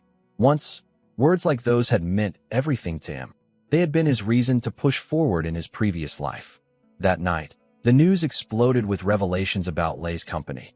The truth about their secret experiments and underground facilities where people had been used as test subjects. Reports claimed that someone had stopped her before she could erase the evidence, though the identity of the assailant was unknown. It was also revealed that Lei was now suffering from memory issues and had been placed in medical care. Kyoichiro wondered how the other saints would react to this turn of events. Just as he thought about it, breaking news appeared. An emergency announcement from Nathaniel of the Pentagram Saints. Hearing the name shocked him. At the press conference, Nathaniel declared that on behalf of the Pentagram Saints, they were devastated by Lei's actions and her inhumane research. He apologized, saying that although she had once been their comrade, they had failed to see the darkness lurking within her. Kyoichiro's anger flared. He recognized the act. They were playing the innocent card again, just as they had when they branded him a traitor 20 years ago. They hadn't changed one bit. To them, ordinary people were not lives to protect, but stepping stones to secure their reputation as heroes. He realized that Nathaniel must have been the one to spark hatred among the clan back then, leading to his betrayal. Even now, Nathaniel was calculating, his whereabouts always shrouded in mystery. Determined, Kyoichiro decided on his next move and made a call. Meanwhile, in a distant sanctuary, a messenger reported the conference to Saintess Claudia. Hearing the news, she clasped her hands and prayed for the future. Elsewhere, another member, Ingolf, was training in his room when he was told that a meeting was about to begin. Furious at Lei for creating such a mess, he prepared himself. Soon, the members of the Pentagram Saints gathered, Nathaniel appearing on the screen before them. Once all were assembled, he formally began the meeting of the Pentagram Saints Council. After a long discussion and debate, the council members agree with the statement that an assailant seeking revenge had attacked Lei and exposed the experiments she had been conducting. Ingolf is genuinely furious, enraged that she had been carrying out such secret actions behind their backs, tarnishing the honor and reputation of the Pentagram Saints. Concluding the matter, Nathaniel states that the experiments were Lei's doing alone, carried out on her own accord, and that the rest of them had no knowledge of her activities during that time. Iwako listens silently, but his thoughts turn dark. He reflects that Nathaniel always behaves this way, making seemingly rational judgments while easily shifting blame. It is clear to him that Nathaniel is abandoning Lei to protect the group. While others may truly have been unaware of her secret experiments, Iwako is certain Nathaniel knew about them and their results all along. The realization unsettles him. Even his comrades, who were all connected to the betrayal of Kyoichiro, prove themselves unreliable when one of their own is in trouble. Still, he sets aside these thoughts, reminding himself that he has a task to complete. Claudia, meanwhile, wonders aloud about the identity of the assailant strong enough to defeat one of their combat-oriented members. Taking his cue, Iwako speaks up. He says he has something to report. Earlier, he received a letter from the very person claiming responsibility for defeating Lei. Nathaniel orders him to read it aloud. Iwako opens the letter, which declares, "I have returned to the present world from within that gate. Now I will deal with all of you. Wait for me. Misato Kyoichiro." The name stuns the council. Claudia suggests it could be an imposter using his name to intimidate them. But Nathaniel immediately rejects the idea, explaining that no outsider could claim such knowledge about the gate unless they had truly been there. Considering the situation with Lei, he concludes that it must indeed be Kyoichiro who has finally returned. Claudia theorizes that perhaps time magic explains his survival. Ingolf interrupts, saying that if Kyoichiro truly is back, all they need to do is send him away again. Nathaniel agrees, saying Ingolf's view is correct. He decides they will not make any move for now since Kyoichiro poses no immediate threat. Instead, they will observe his actions and see what plans he intends to carry out. After the meeting, Ingolf gazes at the sky, haunted by old memories. He mutters that Kyoichiro is the one person he can never forgive, his tone revealing a personal grudge that remains unresolved to this day. Back at another location, Iwako contacts Kyoichiro and informs him of the council's discussion and their current plans. Kyoichiro, unsurprised, already knew Nathaniel would not move recklessly. Still, he understands that once the fear of his return grows too large, they will be forced to act. For now, he decides to target those whose whereabouts he already knows. He instructs Iwako to help with his next plan. Iwako asks what is needed. Kyoichiro replies that it is simple. He wants arrangements made for him to be transferred to the academy connected to Ingolf. Realizing the implication, Iwako knows Kyoichiro is now going after Ingolf. Kyoichiro confirms it, explaining that with the excuse of a short-term overseas exchange program, he can infiltrate the German academy. Iwako cautions him, saying Ingolf is not like Lei and may not have any obvious weaknesses to exploit. Kyoichiro listens, but replies that regardless, he needs to face him at least once. He leaves the necessary documentation to Iwako to handle. Stepping outside to clear his mind, Kyoichiro reflects. Even if Ingolf has not committed recent wrongs, the fact remains that he betrayed him 20 years ago, alongside the others. Soon after, he boards a plane. Watching from a distance, Asahi smiles as the aircraft departs. After landing, Kyoichiro finally arrives in Germany under the student exchange plan. He has already studied Ingolf's connections and the academy in detail. His plan is clear. Use the academy as a way to get close to Ingolf. For now, he decides to head to the academy directly. On his way, he hears a commotion. Investigating, he finds a group of men bothering a girl. Taking a closer look, he realizes the girl is Japanese. To better understand the situation despite the language barrier, he uses void magic to develop a translation skill. With this, he learns that the drunken locals are trying to force themselves on her. The girl refuses, standing her ground, but the men persist and even reach for her shoulder. She prepares to fight back, But before the conflict escalates, Kaiichiro steps in. He orders them to waste their time elsewhere and leave her alone. The men turn toward him angrily, demanding to know who he thinks he is. Calmly, Kaiichiro tells them again to back off. Insulted, they rush at him, using magic and shouting for him not to underestimate them. As they close in, Kaiichiro counters with a gust of wind magic, repelling them and sending them flying back in an instant. The girl stares in astonishment, seeing how easily he defeated them in a single move. She wonders to herself just who this mysterious student really is. After being defeated in a single blow, the punks panic and run away, apologizing for messing with them in the first place. The girl steps closer and thanks Kaiichiro for saving her. He suggests they change locations since a crowd has started gathering around them. The girl follows him, thinking it has been a long time since she was rescued by someone like this. She recalls that the last time she was saved was by another person. While walking, she once again expresses her gratitude, saying that because of him the situation didn't escalate and no real harm was caused. Kaiichiro tells her not to make a big deal out of it. He was only doing what needed to be done. He quietly wonders if she is the conscientious type, while also feeling as though he has seen her somewhere before. Just as he is lost in thought, she points out his uniform and asks if he is a Japanese student. He confirms it, explaining that he is on a short-term exchange program and was actually on his way to the academy. At this, the girl offers to lead him there as thanks for earlier. He accepts, appreciating the sentiment, and allows her to guide him. As they walk, she tells him she is traveling around the world due to certain personal circumstances. Kaiichiro is surprised. She seems to be about the same age as his current body, yet she is traveling alone. He considers this unusual and even risky. He tells her that traveling alone must be dangerous, making her more likely to run into situations like the one earlier. She brushes it off, saying she is fine and that despite appearances, she can use magic as well.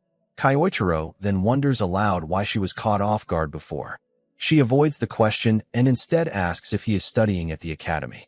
Curious about a traveler's opinion, Kaiichiro asks if there is anything unusual about the place. She explains that the academy is very popular for its strict merit-based system. Students there believe strongly in the hierarchy established by rankings and achievements. There is also a point system that rewards success. Hearing this, Kaiichiro realizes how seriously the academy takes such matters, far more extreme than schools in Japan. From Awako's information, he already knows that Ingolf often teaches classes for the elite upper-class students. To get close to Ingolf, Kaiichiro understands he will need to make a big impact in this merit-based system. The thought excites him, as he enjoys challenges. After their journey, the girl points toward the academy. Kaiichiro thanks her for both the guidance and the information. Before parting, she remembers to introduce herself. Her name is Shirato Sayoki. In return, Kaiichiro introduces himself as Ase Kaisuk. The name shocks her, as though it reminded her of something. When he notices her reaction and asks what's wrong, she simply replies that his name is familiar to someone she once knew. With that, they part ways, and she wishes him luck at the academy. After she leaves, Kaiichiro can't shake the feeling that something about her sticks in his mind. Still, he puts the thought aside and heads toward the academy. The academy itself appears neat and orderly. As he walks across a bridge, a student who had been waiting calls out, asking if he is the Japanese transfer student. The boy arrogantly tells Kaiichiro to come closer. Kaiichiro responds respectfully, asking who he is, and calls him a delinquent. Insulted, the boy demands to know who he is calling a delinquent. He steps forward, sneering that Japanese students don't come around often and questions if Kaiichiro could possibly be anything special. Trying to assert dominance, he warns Kaiichiro not to get the wrong idea about this academy. He says he will give him a basic rundown of the hierarchy here. Kaiichiro sighs, wondering why he is already running into troublemakers so soon after arriving. He recalls Sayoki's warning about the merit-based system and realizes the boy is trying to test him. Throwing his bag aside, Kaiichiro says he is ready to take him on. The boy grins, saying it's good that Kaiichiro understands quickly. Preparing his magic, he declares the fight is starting now. He uses earth magic, launching countless stones at Kaiichiro like a spray of bullets. But Kaiichiro easily deflects every attack without difficulty, stopping them midair. The boy stares in shock, clearly not expecting his magic to be countered so effortlessly. Kyoichiro remarks that while the quantity of the attack was decent, the power behind it was weak. He then prepares his own counter. Channeling his magic, Kyoichiro unleashes a devastating strike of earth magic that shatters nearby walls. He tells the student, "At the very least, it should look like this." The stunned boy looks at him in horror, wondering why such a monster is here. Elsewhere, Sayuki is seen on a call. She reports that she has made contact with Ase Kayasuk. Speaking to Claudia, she says she will remain in Germany for now and continue to observe the target. Now in Germany, at the Lanzig Training Academy, we find Kyoichiro at the reception desk, receiving his student card after completing the necessary paperwork for his transfer. With the basics done, he now has permission to enter the country's dungeons. Examining the card, he uses void magic to translate the details and notices it is different from the ones he had in Japan. He sees the additional point value section that Shirato had told him about earlier. From this, he realizes the cards track a student's dungeon records and performance. Since he has no classes scheduled for the day, Kyoichiro decides to explore the dungeons in Germany to understand their nature. Leaving the academy, he heads toward a dungeon, but someone is trailing him. It turns out to be the same boy who had lost the duel to him earlier. Sometime later, in the city, Kyoichiro arrives at a dungeon portal. Staring at the gate, he thinks to himself that the only way to get closer to Ingolf is to rank up his classes as quickly as possible. To test himself, he chooses an upper-tier dungeon. He enters, finding not a cave, but a ruined structure serving as the dungeon's form. Intrigued, he wonders what kind of monsters Germany's dungeons will hold. Soon, skeletons wreathed in flames emerge to attack him. Kyoichiro instantly recognizes them as undead monsters, stronger than the creatures he faced in Japan. Still, he knows their weak points. After all, this is not his first battle against such foes. He has fought countless monsters before, learning and adapting to their natures. One skeleton swings its weapon at him, but he dodges with ease. Calmly, he notes that the weaknesses of undead creatures are fire attribute magic or blunt attacks that shatter their bodies. Luckily, he has both options available. First, he enhances himself with strengthening magic. Then, with a single punch, he smashes the monster apart. The remaining undead freeze, almost as if confused about who the real monster is. Smirking, Kyoichiro taunts them to attack. Before long, he clears all the undead in the ruins and advances toward the boss chamber, knowing it should be waiting there. Inside, he finds the boss, a lich, floating in the air, surrounded by wandering souls. Deciding to test its strength, he begins with a fireball spell, launching it at the lich. The boss cancels it instantly. Kyoichiro narrows his eyes, but isn't surprised. Such resistance should be expected from a dungeon boss. The lich points its staff at him, releasing a spell that spreads thick miasma across the chamber. Kyoichiro dodges casually, though he notes with interest that the miasma melts everything it touches. A dangerous ability, but also something he might use to his advantage. The lich follows up with more attacks. Kyoichiro condenses wind magic around his feet, boosting his speed and propulsion. Leaping across the chamber, he bounces off the floor and walls while evading the incoming spells. After several movements, he finally closes the distance, preparing to strike the boss directly. While preparing his spell, Kyoichiro taunts the lich boss, asking if it can survive a taste of its own medicine. With that, he casts the same corrosive magic back at it. The boss suffers under the spell, its body breaking down as it begins to fade away. Kyoichiro steps back and watches as the lich is defeated. He notes that the spell had a strong impact, but because it was a high-tier magical technique, he couldn't replicate it perfectly with his current ability.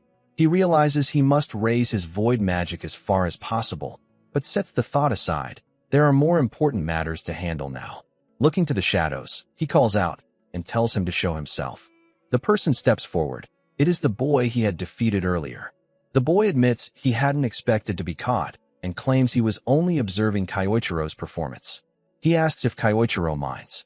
Kyoichiro narrows his eyes and asks if he wants another duel, wondering if he had been too lenient last time since the boy doesn't seem to have learned his lesson. But something about his behavior feels suspicious.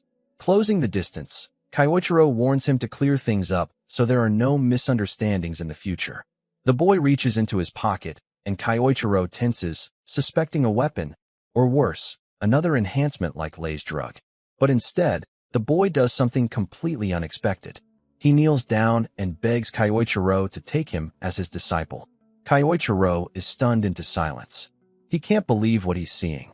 The boy holds out a small cup, leaving Kyoichiro even more confused. The boy explains that it's supposed to represent a Japanese Dajiza gesture of respect, which is why he brought it. Kyoichiro wonders if the boy is an idiot. The boy, however, insists earnestly that he was drawn in by Kyoichiro's overwhelming strength and now wants him to teach him magic. Kyoichiro asks if he's joking, but the boy continues to pledge his sincerity, admitting that after seeing the earlier fight, he feels like a fool for ever challenging him in the first place. Kyoichiro sighs, realizing the situation has suddenly become much more complicated. Just as they're speaking, he senses something strange. Placing a hand on the boy's shoulder, Kyoichiro readies himself. The boy thinks Kyoichiro is about to accept him as his disciple, but before he can finish his words, a sudden attack strikes from out of nowhere, carrying devastating force. From the darkness emerges a massive monster, far stronger than the lich Kyoichiro had just defeated. Realization dawns on him.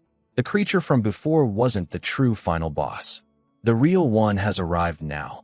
Kyoichiro steps forward, ready to face the monster, while the boy beside him trembles in fear. Staring at the massive beast, the boy recalls something he once read in the academy manuals. He tells Kyoichiro that the creature is a skull dragon, a monster so powerful it once wiped out entire villages long ago. He adds that according to the records, Ingolf had barely managed to defeat one in the past. Confused and terrified, the boy wonders why such a creature would appear here now. Kyoichiro listens calmly to his explanation and prepares to fight. The boy panics, asking if he really intends to go up against the skull dragon alone. He tries to stop him, calling it reckless to face a monster that even the saints struggled against. But Kyoichiro tells him to sit back and relax. With a sharp look, he also adds that, for the record, it wasn't Ingolf who defeated that dragon back then. The boy looks shocked, unsure of what he means. Kyoichiro thinks to himself that when the group of pentagram saints was formed, they found it convenient to erase his name from history. They twisted the story so they could claim the glory, becoming heroes while he was cast aside. He smirks bitterly, thinking about how they've lived comfortably all this time, typical cowards. Now, with the skull dragon before him once again, Kyoichiro decides, if it has returned, he will simply kill it again. A sense of déjà vu washes over him. The beast roars and charges forward, slamming into the ground and sending shockwaves through the ruins. The boy cries out in panic, but Kyoichiro steps up to block the force of the attack. He realizes the monster is even stronger than it was 2 decades ago. Still, it doesn't matter. This time, he has far more options at his disposal. He rushes in, conjuring multiple spells with his void attribute, layering them rapidly. Closing the distance, he combines fire magic with strengthening magic and delivers a powerful strike to the skull dragon. The impact forces the monster back, giving Kyoichiro room to retreat and reassess. The boy erupts in excitement, praising Kyoichiro's strength, shouting that he's the best as his magic blew the dragon away. Kyoichiro, however, remains calm, wondering why the boy has suddenly become so energetic when moments ago he was begging him not to fight. He tells him not to celebrate too soon. The monster is not dead. Sure enough, the skull dragon rises again, letting out an earth-shaking howl. To the boy's horror, its broken body begins to regenerate. Kyoichiro explains that skull dragons, as undead monsters, have immense stamina. If they are struck with half-hearted attacks, they simply heal themselves and continue fighting. The boy asks how Kyoichiro knows so much about the creature. Kyoichiro frowns, realizing the dragon is even tougher than he expected. If his earlier attempt failed, then he'll need to proceed with his next plan of action. The boy stares blankly, wondering what else Kyoichiro could possibly try. He can't imagine how anyone could defeat such a monster alone. The dragon lets out another deafening roar and launches into another series of attacks, forcing both of them on the defensive. Kyoichiro parries and deflects the heavy blows while keeping the boy out of danger. But even as he holds the line, Kyoichiro is secretly preparing something. Channeling his void attribute, he sharpens and refines the mental image of his next spell. The clearer and more detailed his visualization, the more powerful the magic will become. The monster lunged forward, opening its massive jaws, and unleashed a devastating beam of energy. The student cried out in panic, running toward Kyoichiro, certain he had been struck head-on. But to his shock, Kyoichiro stood firm, gripping the skull dragon's mouth with his bare hands. Calmly, he activated the new magic he had just developed. In an instant, the monster's insides began to freeze. The chilling power spread rapidly, encasing the creature's body. Within seconds, the enormous beast was frozen solid, unable to move. Kyoichiro lowered his arm and declared coldly, "It's over." The student stared in awe at the incredible display, unable to believe Kyoichiro had defeated a calamity-class monster single-handedly. Outside the dungeon, Mateo hurried after him, calling for him to wait. Kyoichiro raised an eyebrow, asking why his tone had suddenly changed. Mateo explained that it was out of respect. After witnessing such strength, he now saw Kyoichiro as his master. As Kyoichiro glanced down at his student card, Mateo noticed and asked if something had caught his eye. Kyoichiro replied that he was wondering how many points he had earned from that run. Finally, Kyoichiro addressed him by name and asked just how important points were for class rankings. Mateo thought for a moment before explaining. There's no exact system, but in general, you need about 10,000 points to rank up a class. That means around 30,000 points are required to qualify for the special class. Kyoichiro frowned slightly. Mateo continued, "The worst part is that dungeon points are fixed. Even though we defeated a skull dragon, it won't give you anything extra. This run earned you about 500 points. Kyoichiro did the math quickly. 600 dungeons, just to qualify? He sighed, realizing the long road ahead. Mateo, watching his reaction, asked, "Are you also aiming for the special class?" Then, with a grin, he added, "If so, there's a shortcut to stacking points faster." Kyoichiro immediately closed the distance between them, his expression sharp. "Spill it." Startled at how close Kyoichiro's face was, Mateo quickly explained. "There's an event in 1 month. It's a competition where students face assigned challenges. The winner earns 20,000 points directly." Kyoichiro's eyes lit up. 20,000 points in one strike. That was far beyond what he had expected. If he could secure first place at this festival, he could close the gap to special class far quicker than anticipated. Clenching his fist with determination, he made up his mind. "Then I'll take first place at this so-called Sublime Heaven Festival." After a month, the day for the Sublime Heaven Festival event at the Academy finally arrived. In the Academy, the festival was officially announced to begin as the students listened to the management. Kyoichiro's new servant was also excited about it since the long-awaited event had finally come. Kyoichiro had planned to gather as many points as he could during this festival so that he could secure the top spot and quickly enter the special class. Once he achieved that, he would be one step closer to confronting one of the people who had betrayed him 2 decades ago. The management announced the mission and the rules. The main objective for the students was to claim the gemstone placed at the top of the tower.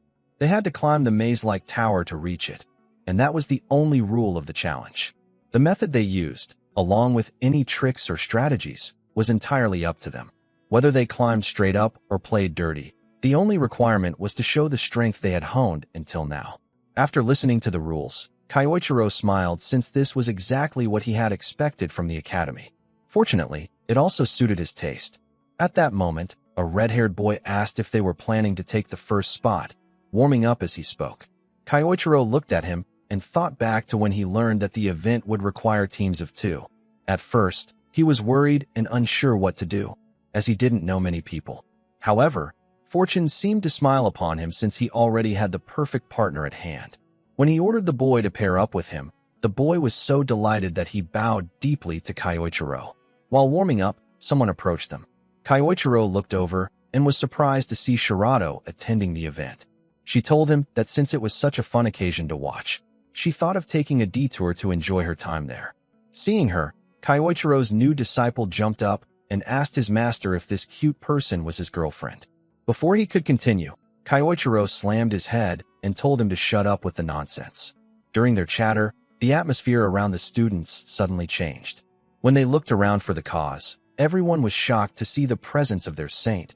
Ingolf, who had come personally to watch the event. As soon as Kyoichiro saw him, he gets really furious. Ingolf took his seat among the management and judges, who thanked him for making an appearance at the event. Ingolf told them to be at ease, saying he was only there out of curiosity. He added that he was interested to see if a true golden egg was hidden among the young magicians. Kyoichiro remained locked on Ingolf with an intense stare. After a while, the event was about to begin. The students took their positions and entered the tower. Team Kyoichiro stepped inside and observed the surroundings, which resembled a maze. As soon as the event started, chaos broke out immediately with explosions and the sudden appearance of magical beasts. Kyoichiro remarked that they had mentioned releasing beasts into the tower. His disciple asked what their plan would be, but before he could finish, Kyoichiro was already in motion. With flashy moves, he began soloing the monsters and clearing their path up the staircase. Kyoichiro told his stunned teammate to get moving already.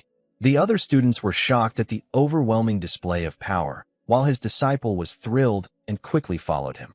Even outside the tower, the display screens showed Kyoichiro's powerful actions.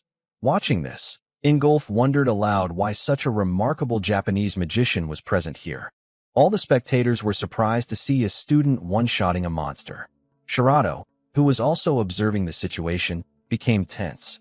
She had an idea that Kyoichiro was extraordinary, but this was still a surprise to her. Inside the tower, Team Kyoichiro continued clearing the beasts along the way, and even Kyoichiro's new lackey was pulling his weight. Kyoichiro asked him if he was able to manage the situation, and with confidence, the boy replied that he still had plenty of energy left in the tank. Hearing this, Kyoichiro told him they needed to move faster without slowing down. The red-haired kid, who had seemed confident before, was actually at his limit but continued following Kyoichiro so he wouldn't drag him down. While climbing upward on the staircase, Kyoichiro sensed something and stopped his teammate. Suddenly, an explosion destroyed the staircase ahead of them. On the other side stood another team, responsible for destroying the staircase so Kyoichiro's group couldn't catch up. The red-haired kid shouted at them for playing dirty. The other team teased him, asking if he had said something, mocking that they couldn't hear him from so far below. After that, they ran away, taunting them to sit back and watch as they lost. The boy grew angry, then asked his master about their course of action now that the path was destroyed. Kyoichiro, without any worry, told him the answer was obvious. They just needed to fly over. Shocked and worried about what he meant by fly, the boy asked how, but before he could even finish speaking, Kyoichiro grabbed him and used wind magic to propel them upward with immense speed. At the doorway of the final chamber, the team that had destroyed the bridge had already arrived. After running ahead, they believed they had secured victory, boasting that it was easier than expected. Their pride swelled, and they remarked that they would never lose to a foreign Japanese student. However, just as they celebrated their supposed win, Kyoichiro appeared, asking if they were certain of their victory. Seeing his arrival, despite the destroyed stairs, they demanded to know how he had managed to get there so quickly. Kyoichiro told them that the obstacle they created was nothing compared to what they thought, as it had barely slowed him down. His disciple, though panting heavily, boldly declared that they would not lose to random clowns. The opposing team mocked him, saying he looked half dead already. With no other option, the rival team prepared to fight Kyoichiro's group, readying their magic attacks. But before they could even launch their spells, Kyoichiro told them they were far too slow. With that, he knocked both of them out before they could even finish conjuring their magic. They collapsed, confused about what had just struck them. The red-haired boy was left impressed by Kyoichiro's speed. With all obstacles cleared, they opened the door to the final chamber. Inside was an empty hall, with the gemstone placed on a pedestal. They looked around and quickly realized that the gemstone was their target. The red-haired boy grew excited, thinking they were about to win since they were the first to arrive. However, Kyoichiro reminded him that the challenge wasn't over yet. Suddenly, countless armored soldiers appeared in the chamber out of nowhere. Even the management watching from outside became worried, as those armored knights had not been placed there by them. At this, Ingolf smiled, wondering how the students would tackle the trial that now stood before them. The magic soldiers kept appearing all around the room. Kyoichiro looked at them and knew immediately that these were not human soldiers. He realized, after seeing the sheer number of summons, that only one person was capable of controlling this many soldiers at once. It had to be Ingolf. The judges, noticing the magic, asked Ingolf if this was his doing. He casually replied that, more or less, it was true. Ingolf added that the event would have been far too boring if it ended in such an easy way. One of the judges commented that Ingolf was being cruel, but Ingolf remarked that if the students wished to become great mages, then they should be able to deal with unfair situations as a bare minimum. He went on to say that he doubted any of the students would be able to break through this many soldiers, so he had no great expectations. Still, he was curious to see how they would attempt to claim the gemstone. With a smile, he said he was eager to see what they could do. The red-haired kid grew worried and asked Kyoichiro what they should do. Kyoichiro told him clearly that, in order to reach the gemstone, their target, they had to defeat the summoned soldiers first. Hearing this, the boy nervously pointed out that the number of enemies was massive and that they looked strong as well. Kyoichiro, with a straight face, replied that even if all the odds were against him, he had to do whatever it took to reach his goals. Inspired by those words, the boy decided to help him, even if only a little.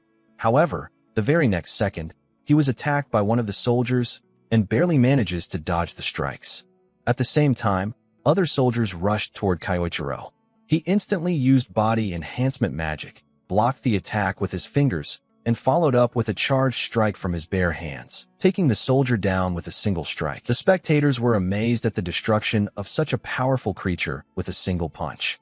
Kyoichiro continued to slam down knight after knight across the room, clearing the area. His student watched in awe, growing even more impressed by his power. Even Ingolf raised his eyebrows, admitting to himself that Kyoichiro had some impressive offensive ability, but he doubted whether he could truly take on all of the soldiers summoned there. Ingolf slammed the table, insisting that his magic wasn't that easy to overcome. As if responding to Ingolf's will, the soldiers began multiplying, raising the difficulty of the challenge even further. The boy wondered what the academy was thinking by allowing such a high-level trial for students. Even the spectators grew anxious about the extreme difficulty. Shirato, watching closely, knew it would be impossible to defeat an entire army like this, yet she still held hope that Kyoichiro might somehow break through. She fixed her gaze on him, wondering what his next move would be. The soldiers swarmed around Kyoichiro, forcing him to dodge continuously while calculating the rising number of enemies. Though the situation looked overwhelming, Kyoichiro found it trivial compared to when he had fought calamity-level monsters inside an SSS rank gate. He parried their attacks and countered with sharp precision, striking down soldier after soldier. After a while, he realized that defeating them slowly would be pointless, since they might revive or multiply endlessly. The best choice was to destroy them all at once with a large-scale spell.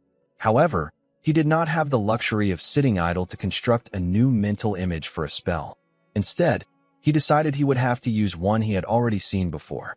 It would save time and be faster. He had an idea of such a spell, but he hated the person it belonged to. Given the situation, however, he resolved to bear with it. Activating void magic, Kyoichiro began forming a large-scale spell, starting with earth magic. Ingolf immediately recognized the spell in question, stood up from his seat, and knew what he was about to witness. Meanwhile, Kyoichiro combined the elements, fusing earth and wind magic, and unleashed a devastating attack. The entire chamber exploded with such force that the impact was felt even outside the tower. The spell Kyoichiro used was one that had taken Iwako 2 decades of hard work to create. Yet, Kyoichiro executed it flawlessly. With all the obstacles obliterated, he stepped forward and claimed the gemstone, declaring the game over. Seeing that he had actually done it, his disciple jumped with joy, celebrating alongside the spectators, who were all thrilled after witnessing such an incredible battle. Shirato, who had been watching intently, was stunned to see him use fusion magic. She wondered just how deep his power truly went. Ingolf, meanwhile, laughed and smiled, amazed that Kyoichiro had just cast a spell that had taken a saint 20 years to develop, and yet he used it as a mere student. Ingolf noted down the name Ase Kayasuk on his personal list, finding him utterly fascinating. As he left, Ingolf remarked that if Kyoichiro entered the special class, he would personally make sure he received training worthy of his caliber. After all the preparations and follow-up work from the events, the Academy held a ceremony to announce student promotions, including the one who would be advancing to the special class. When the announcement of Ase Kayasuk's success was made after he had earned enough points, they welcomed him and invited him onto the stage. Everyone whispered among themselves, astonished that he had only been at the Academy for a month and was already receiving such a major promotion. They even recalled the incredible battle he fought during the festival. Some commented that he seemed almost inhuman. Hearing all of this, his disciple grew smug with pride over his master's feats. After the announcements and the introduction of all the major students on stage, the Academy proceeded with the armband ceremony, for which they had invited a special guest. Kyoichiro, hearing this, wondered if the guest was who he thought it might be. The speaker then welcomed their guest, none other than the saint of the country, Ingolf. The speaker handed the stage over to him. Looking at Ingolf, Kyoichiro thought to himself, questioning whether he was really there just for the ceremony or if he had an ulterior motive. Ingolf gave a tribute to the students, then turned directly toward Kyoichiro. He told him that he had provided quite the entertainment at the festival. Ingolf then presented him with his prize, and as he passed by, he leaned in and quietly whispered for Kyoichiro to come to his estate that night. A few people noticed Ingolf speaking to Ase and wondered what he had said to him. Kyoichiro, meanwhile, pondered the true intention behind Ingolf's words. After the ceremony concluded, that same night Kyoichiro went to Ingolf's estate to discover what he wanted. He was received by a butler who told him they had been expecting him. On the way to meet Ingolf, Kyoichiro racked his brain about what Ingolf could be up to and why he had called him there. He wondered if his true identity had already been exposed. If that were the case, he regretted not having more time to prepare. He thought that if his luck had run out, then he had no choice but to face it. As he entered the room, he braced himself for the worst, preparing in case the situation escalated into a fight sooner than he had planned. Inside the room was a table with food already served, and Ingolf was seated, eating his meal. He welcomed Kyoichiro, inviting him to sit, and saying he would like to talk after sharing a meal. Kyoichiro sat down and joined him, still wondering which of the two possibilities this meeting would lead to. After the meal ended, Ingolf began the conversation by congratulating him once again on his victory at the festival and the feats he had demonstrated there, saying he found them truly impressive. Ingolf added that the battle at the top floor of the tower had particularly caught his eye. Then, slowly changing his tone, Ingolf said he had one thing he was curious about. He asked Kyoichiro directly what exactly he was hiding. The abrupt question caught Kyoichiro off guard, leaving him confused, as he couldn't immediately tell what Ingolf was referring to. He had many things hidden, his power, or the possibility that he was Misato Kyoichiro in a new body. Thinking carefully, he deduced that Ingolf had no knowledge of his true identity, because if he did, he would have been far more direct with his questioning. Since that wasn't the case, Ingolf must have been aiming at something else.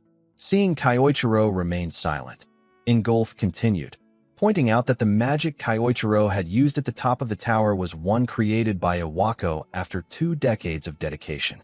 This made him question how Kyoichiro could possibly use such a spell. Kyoichiro relaxed on hearing this, which made him sure that Ingolf was interested only in his power. He told him that Iwako had given him special treatment back in Japan. This made sense to Ingolf. If Kyoichiro had received such training, then it followed that he could have learned that magic along the way. Kyoichiro added that Iwako was simply a good teacher and that he owed him everything. Ingolf smiled over his coffee, saying it sounded like something Iwako would do, and he appreciated how much Kyoichiro had mastered his skill. He then warned him not to misuse that power, telling him that if he did, he might end up like Misato Kyoichiro, the man who had almost torn the world apart. Kyoichiro fell silent at that. Ingolf moved to the window and said Kyoichiro must have heard about the SSS-ranked dungeon breach that had gone wild 2 decades ago. He accused the man of having drowned in his own power while cooking up a twisted plan. Ingolf claimed that Kyoichiro had intended to unleash the monsters from the gate to wipe out even his own allies. Those words angered Kyoichiro. Ingolf added that Kyoichiro had wanted to be the last man standing and had begun that plan that day, but they had been lucky and stopped him before he could. Hearing the accusation infuriated Kyoichiro. He resented being cast as the villain and knew he could not let it pass so easily. Ingolf said he was telling Kyoichiro this because he did not want him to be swallowed by his power as well. Kyoichiro replied that it was all right. The power he sought was necessary to fight evil, and he would do whatever it took to become stronger than anyone else. Ingolf studied him, pleased by the flame in his eyes, and smiled. He told Kyoichiro that, like at the festival, he was an interesting person. For that spirit, he wanted to reward him. He leaned closer as Kyoichiro asked what the reward was. Ingolf told him that in the next training cycle he would step in as Kyoichiro's trainer and sparring partner. If Kyoichiro wanted it, of course. Kyoichiro agreed and said he would be glad to accept. After all of it, he left the estate thinking that what Ingolf had bestowed on him was the best reward he could ask for. He continued thinking that he would crush Ingolf with everything at his disposal and finally settle the grudge he had harbored for more than 2 decades. The scene shifts to the academy on Special Class Periodic Training Day, where 2 students walk toward their classroom discussing the excitement for today's session. They mention that this particular class is special because the academy's top students have the rare opportunity to train directly under Ingolf, one of the most renowned fighters in the world. One of the students admits feeling a little jealous, wishing he could participate as well. As they chat, one of them glances to the side and suddenly freezes. Sitting alone nearby is Ase Kyoichiro, his expression filled with intense frustration and barely controlled anger. Realizing the atmosphere is dangerous, both students quickly rush away, not wanting to get caught in whatever emotions Kyoichiro is wrestling with. Meanwhile, Kyoichiro himself sits in silence, thinking that today he will finally be able to settle the score with Ingolf. Kyoichiro recalls that Ingolf promised to have a mock battle with him during this training session. For Ingolf, it is probably nothing more than entertaining a curious student with a simple lesson. But for Kyoichiro, it is far more personal. He intends to confront Ingolf and make him regret the betrayal that occurred 20 years ago. The scene transitions to the vast training hall where the instructor announces that the periodic training session will now begin. A moment later, Ingolf steps forward. As soon as Kyoichiro spots him, he thinks to himself that the moment he has been waiting for has finally arrived. Ingolf addresses the class, explaining that he trusts his students, the finest the academy has to offer, and acknowledges how hard they have all been training each day. He adds that observation is also a valuable form of training. For that reason, he has decided to change the format for today and hold a sparring match. The gathered students gasp and begin whispering among themselves, surprised and excited at this unexpected announcement. Ingolf calms them, saying there is no need to get restless, because he has already chosen his opponent. He calls out clearly, "Ase Kyoichiro, step forward." In the audience, a red-haired student spots Kyoichiro and becomes ecstatic, realizing that Kyoichiro will be facing Ingolf directly. He mutters that skipping his other class was absolutely worth it to witness this match. As he looks around, he notices Sayuki sitting quietly nearby and recognizes her from the Sublime Heaven Festival. Sayuki studies Kyoichiro intently, thinking to herself that he is about to challenge a pentagram saint, one celebrated throughout the world as a hero. She wonders how far Kyoichiro plans to push himself against such an overwhelming opponent.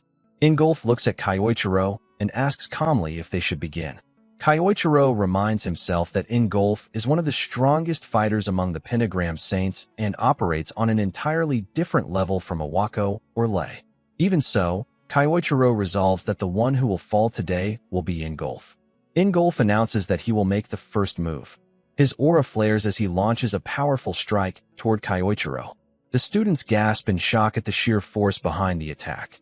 Even Sayuki finds the situation troubling, noting that the shockwave from Ingolf's punch alone tears through the air. Yet, to her surprise, Kyoichiro withstands the blow. Kyoichiro wonders if Ingolf is using body enhancement magic and decides to counter with earth magic. When Ingolf's strike collides with him, Kyoichiro manages to block it using reinforced stone. Ingolf appears slightly impressed that Kyoichiro was able to stop such a heavy blow. Smiling, Kyoichiro asks if Ingolf used body enhancement magic, since the strike felt incredibly heavy. Internally, he acknowledges that he barely managed to stop it, and the power behind the attack was incredible.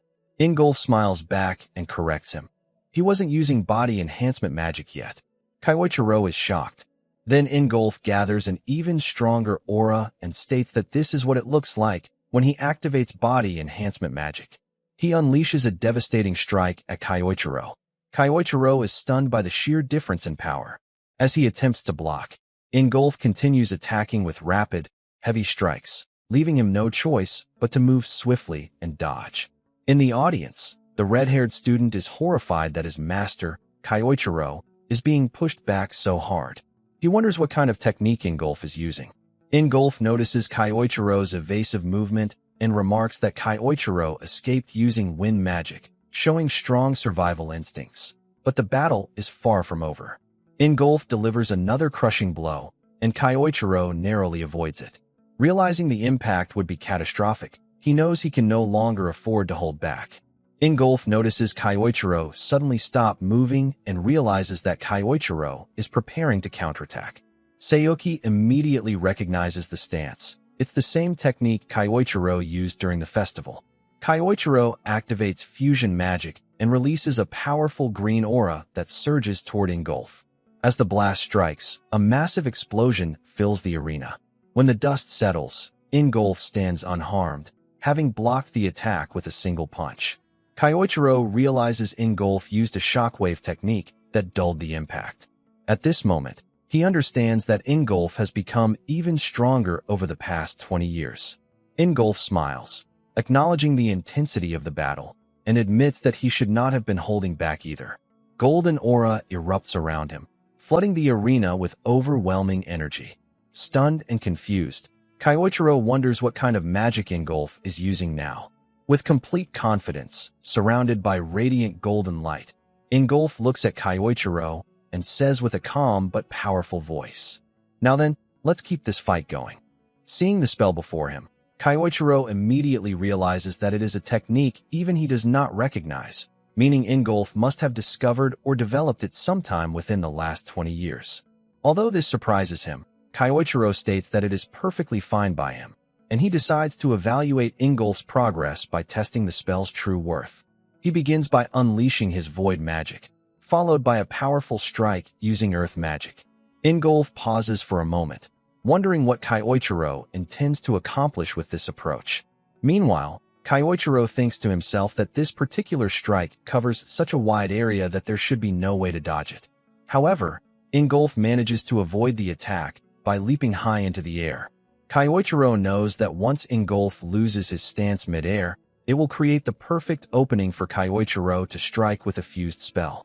Preparing himself, he gathers both earth and wind magic, merging them together into a fusion technique and launching it directly toward Ingolf while he is still airborne.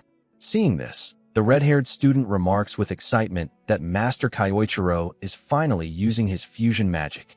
Sayuki looks surprised as well, quickly realizing that Ingolf is losing balance in the air, making it an ideal opportunity for Kyoichiro to land a decisive blow. Just when everyone thinks the attack will strike Ingolf head-on, Ingolf suddenly smiles. His aura intensifies dramatically, catching Kyoichiro completely off guard. To everyone's shock, Ingolf takes the fusion spell head-on and blocks it with nothing but his hand. The force of the magic disperses, completely nullified. Kyoichiro is stunned to see Ingolf effortlessly break through his fusion spell, and Sayuki also struggles to accept that someone could neutralize a technique of that level so casually. Back in the arena, Ingolf calmly tells Kyoichiro that the strike was excellent, but it is simply not strong enough to break through Ingolf's mana armor. His right arm is now enveloped in a glowing golden aura. Kyoichiro, surprised at first, realizes that this golden haze functions as a powerful armor. The fact that Ingolf can shrug off fusion magic without suffering a scratch reveals an overwhelming level of durability. Stepping forward, Ingolf explains that his armor does more than just protect him.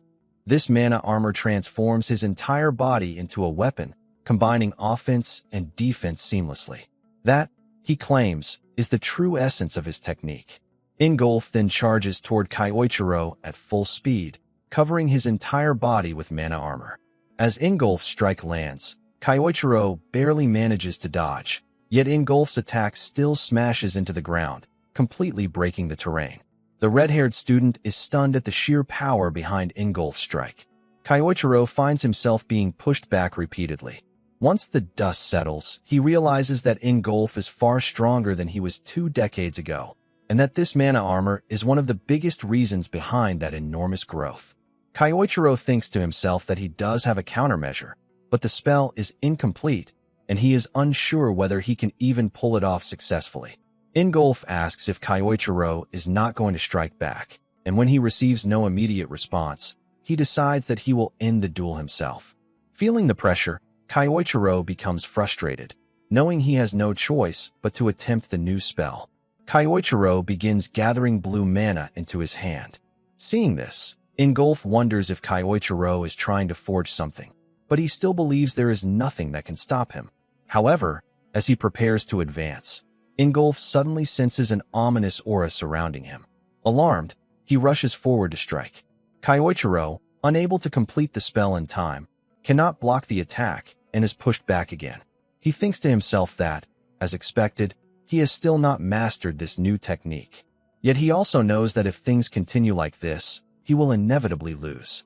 Before Kyoichiro can attempt anything else, Ingolf lowers his stance and states that this is enough. Kyoichiro is caught off guard.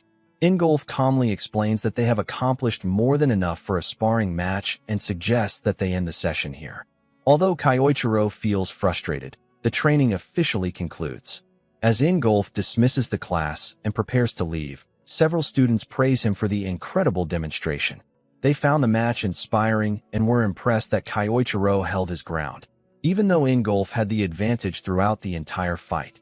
The students excitedly discuss how remarkable the pentagram saint truly is. The red-haired student approaches Kyoichiro and tells him he fought well, adding that when it comes to someone like Ingolf, nobody can blame Kyoichiro for struggling. Meanwhile, Kyoichiro reflects silently, acknowledging that he underestimated Ingolf. In his current state, he cannot defeat him. Kyoichiro understands he must push his void magic even further and continue to grow stronger. Sayuki watches all of this and thinks to herself that no one else seems to understand the potential that Ase Kyoichiro is truly hiding. Then the scene shifts back to Ingolf, who wonders about the ominous aura he sensed earlier. It was unlike anything he had experienced before. Even so, Ingolf smiles, stating that it has been ages since he has had such an exhilarating clash, and he knows one thing for certain. Kyoichiro is not the kind of man who would allow his journey to end here. Later that night, the scene shifts to Ingolf, who is sitting quietly in his room. He reflects to himself that it has been a very long time since he experienced a battle that genuinely excited him. Yet that man, Ase Kyoichiro, truly surprised him. Ingolf never expected Kyoichiro to possess such refined strength, and in one particular moment during the sparring match, he even felt something he had not felt in years, a flicker of fear. As he sits there, Ingolf realizes he has only experienced that feeling once before. The scene transitions into a memory from years ago, when Kyoichiro was still Ingolf's master. In that memory, Kyoichiro calmly tells him that it looks like the victory belongs to him. Ingolf, still catching his breath, asks what kind of attack Kyoichiro used just now. He cannot believe that his master had been hiding a spell of that level all along. Kyoichiro responds by saying that Ingolf almost managed to defeat him, and besides, a teacher must always keep at least one hidden ace up his sleeve until the very end. Hearing this, Ingolf smiles warmly, thinking that his master never changes. Kyoichiro always rises above expectations, and that is exactly what made him not just a mentor, but also Ingolf's greatest rival. Feeling energized, Ingolf stands up and asks Kyoichiro for another sparring match. Returning to the present, Ingolf thinks that the memory feels nostalgic, yet he knows that a past tainted by darkness cannot simply turn pure again. Even so, he misses having someone who could stand beside him as an equal. He misses the feeling of facing a true rival the way he once faced his master. For years he longed for such a challenge, until Ase Kyoichiro appeared. Now, Ingolf finds himself genuinely excited to see how far Kyoichiro can go and what heights he will eventually reach. The scene shifts to a vast forest where Kyoichiro stands alone, reflecting that this place remains unchanged even after 20 years. He realizes he may be able to use the forest's hidden features to his advantage. Right now, he cannot match Ingolf's current level, and he knows he must retrain himself from the ground up. Fortunately, the The dungeon located within this forest is the perfect place for such intensive training. As Kyoichiro enters it, he immediately notices that the dungeon possesses a powerful gravity field, far stronger than the surface outside. He mutters that no wonder Ingolf's punches carried such weight. If Kyoichiro took one of those full force, he would be finished. His first step, therefore, must be to strengthen his physical body. Once he can confront Ingolf head-on, the new spell he has been developing will become the key to victory. Standing confidently, he whispers, "Just wait for me, Ingolf." 3 days later, we shift back to the academy, where all the students have finished their classes for the day. Among them is Sayuki, who feels uneasy because Kyoichiro has not returned to the dormitory since the sparring match. She wonders where he could have gone. At that moment, she encounters Kyoichiro's disciple, the red-haired student. He looks down and admits that everything feels boring without Kyoichiro around. Noticing Sayuki's concern, she asks if he knows anything about where Kyoichiro might be. The boy replies that he is not completely sure, but he heard something about Kyoichiro heading toward the eastern forest to train. Hearing this, Sayuki immediately understands where Kyoichiro is likely training. She thanks the red-haired student and quickly leaves for the forest. When she arrives, she recalls that there is a hidden dungeon deep within this area, an ideal place for someone seeking to grow stronger. But then she pauses, questioning how Kyoichiro would even know about the dungeon. He should have no knowledge of this region at all, unless it is truly possible that Ase Kyoichiro is actually Misato Kyoichiro in disguise. The thought makes her tense. The scene shifts to a month earlier, when Lady Claudia secretly ordered Sayuki to investigate anyone who might be Misato Kyoichiro hiding under a different identity. Ase Kyoichiro's name was on that list. Returning to the present, Sayuki thinks that if Kyoichiro truly is Misato, then the situation is far more serious than expected. She enters the dungeon and recalls that she had visited this place once before for a mission. It is just as overwhelming and intense as she remembered. Seeing the destruction around her, she realizes Kyoichiro must have been training here relentlessly. Soon she spots Kyoichiro standing among a number of defeated monsters. Her eyes widen, and she quickly hides herself. His aura is completely different, far stronger, more polished, and impossibly intense. She cannot believe that he defeated all of those creatures alone. It surpasses anything she ever imagined.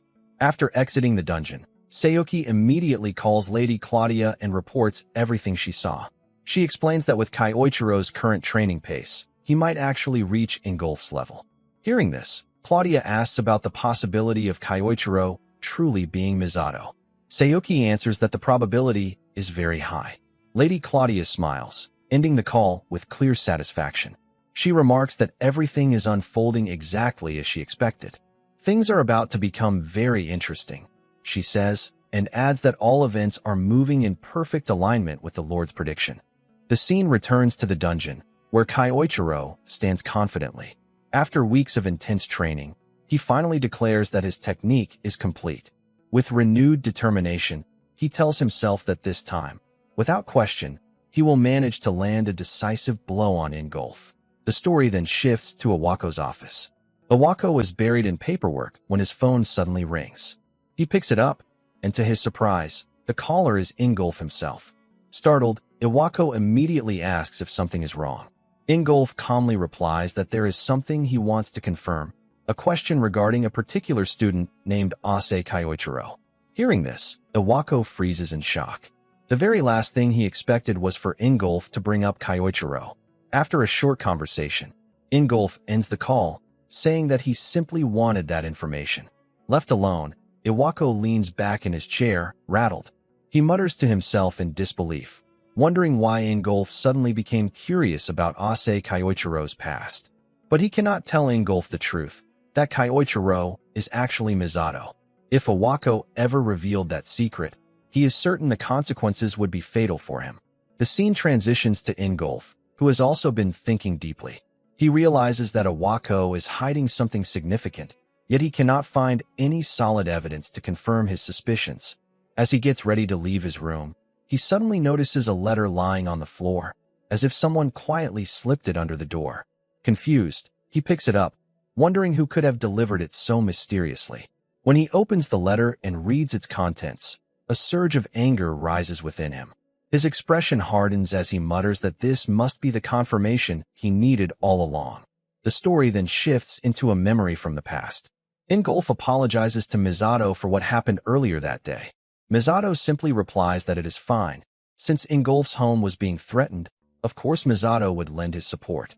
Yet Ingolf asks if Misato is truly certain about his decision.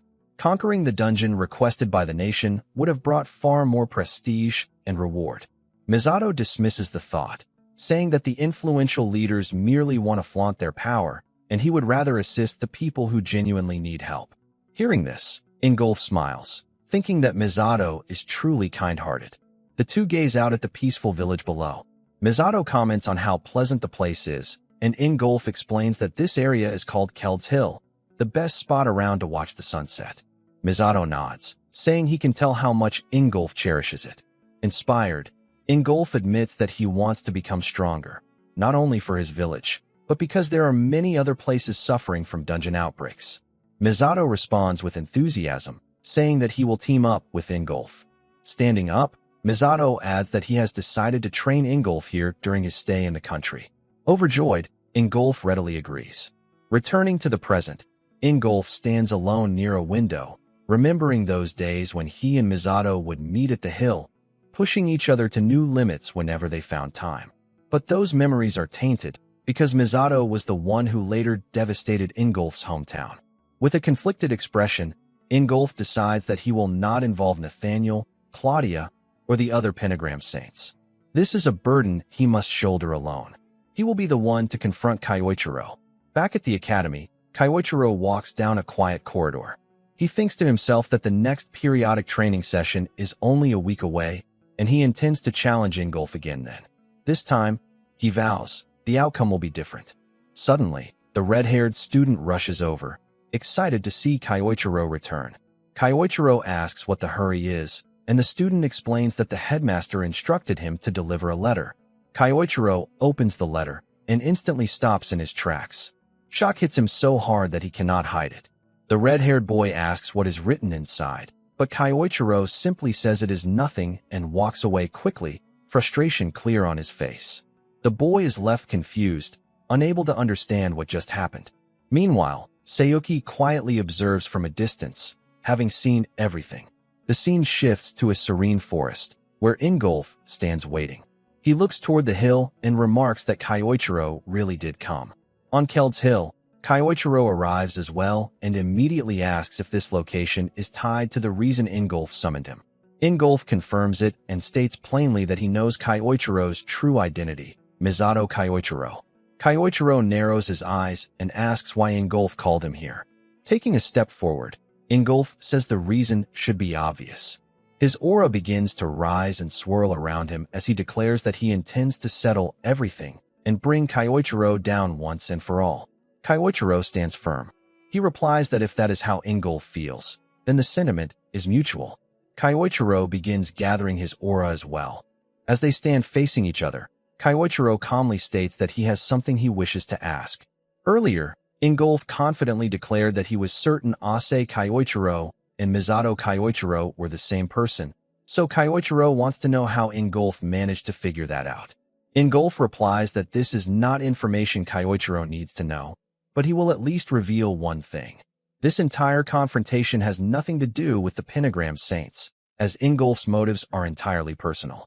Hearing this, Kyoichiro asks if that is the reason Ingolf specifically chose this remote place for their battle. Ingolf responds with a firm, exactly, and with rising anger, warns Kyoichiro not to misunderstand. Ingolf will never forgive him. Unfazed smile, Kyoichiro remarks that what an interesting coincidence, because it seems they are on the same page. As both fighters begin gathering their aura, Ingolf tells him that as Kyoichiro already witnessed in their previous mock battle, Ingolf's mana armor can block every type of attack, whether physical or magical, it makes no difference. According to Ingolf, this means Kyoichiro has absolutely no chance of winning. Ingolf then launches a powerful strike directly at Kyoichiro, but Kyoichiro remains completely calm. Ingolf wonders what Kyoichiro plans to do, remembering that in the mock battle the only thing Kyoichiro could do was dodge. If that is still the case, Ingolf intends to overwhelm him with another shockwave. Yet to Ingolf's surprise, Kyoichiro suddenly charges forward head-on instead of evading. In that moment, Kyoichiro activates his own mana armor and breaks straight through Ingolf's incoming strike. Within an instant, Kyoichiro appears right in front of him, and both of them land a direct hit using their mana armor-enhanced attacks. The collision causes a powerful explosion, sending them both sliding backward. As they gather themselves, Kyoichiro thinks that Ingolf's mana armor is as hard as solid rock. Meanwhile, Ingolf is stunned. He never imagined Kyoichiro would break through that shockwave, and even more shocking, Kyoichiro's attacks hit harder than before. Noticing Kyoichiro's physique, Ingolf realizes that Kyoichiro must have been training intensely. But that is not all. Ingolf is furious to discover that Kyoichiro has also copied his mana armor technique. Frustrated, Ingolf declares that he has finally figured out the secret behind Kyoichiro's magic.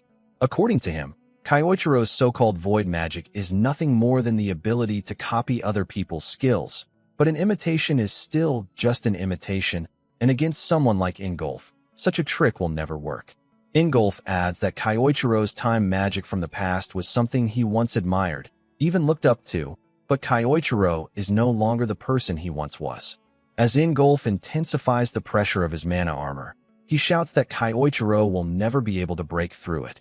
Hearing this, Kyoichiro calmly responds that copying skills is close to the truth, but not quite right. Void magic goes far deeper than that. With a confident smile, he states that it took him a while to fully picture it, but now he believes he can finally show Ingolf its true form. As Kyoichiro's blue aura begins surrounding him, Ingolf realizes that this must be the technique Kyoichiro attempted at the end of their mock battle, Kyoichiro's ultimate move. Even so, Ingolf believes it will not matter. Without hesitation, Ingolf charges forward with his full strength, convinced that no known spell can break through his mana armor.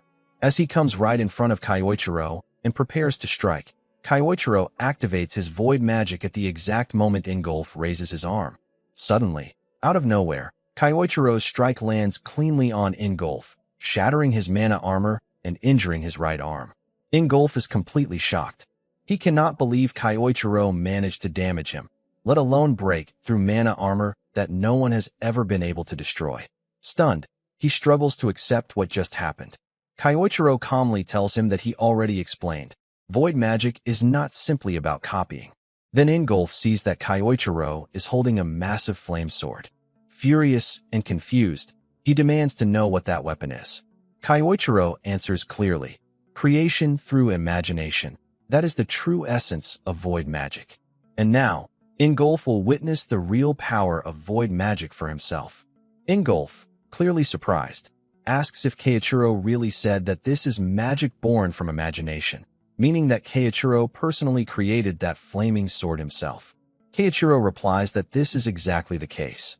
He explains that the sword is a custom-made spell designed specifically to defeat Ingolf's mana armor. In short, it does not exist anywhere else, because it is Kyoichiro's original magic. Hearing this, Ingolf becomes frustrated and wonders how that sword could possibly break through his mana armor.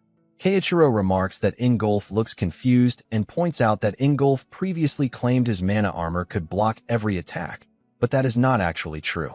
Ingolf is stunned by this statement and tells Kyoichiro to stop talking nonsense, insisting that his mana barrier is impenetrable.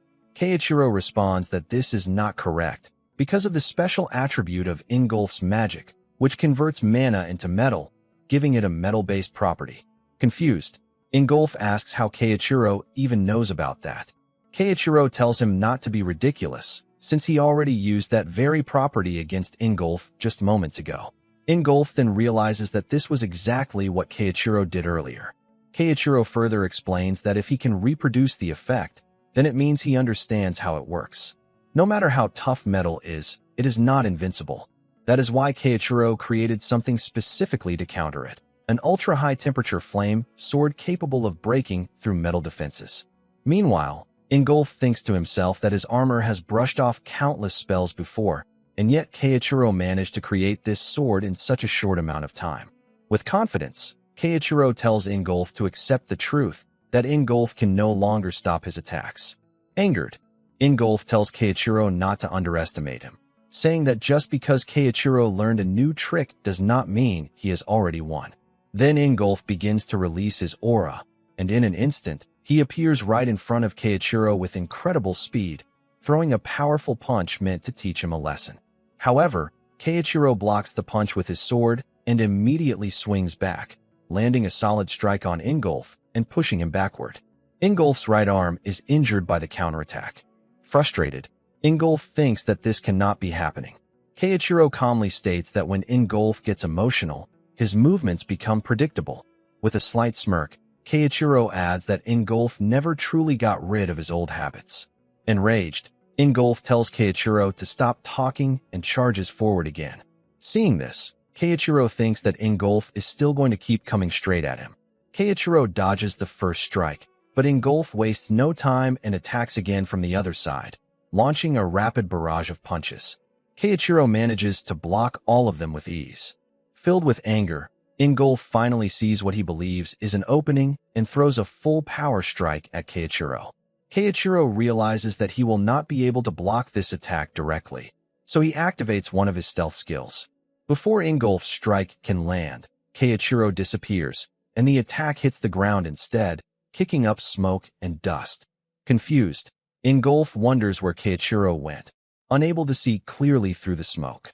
At that moment, Keiichiro appears from the side and points his sword at Ingolf, telling him that he has lost.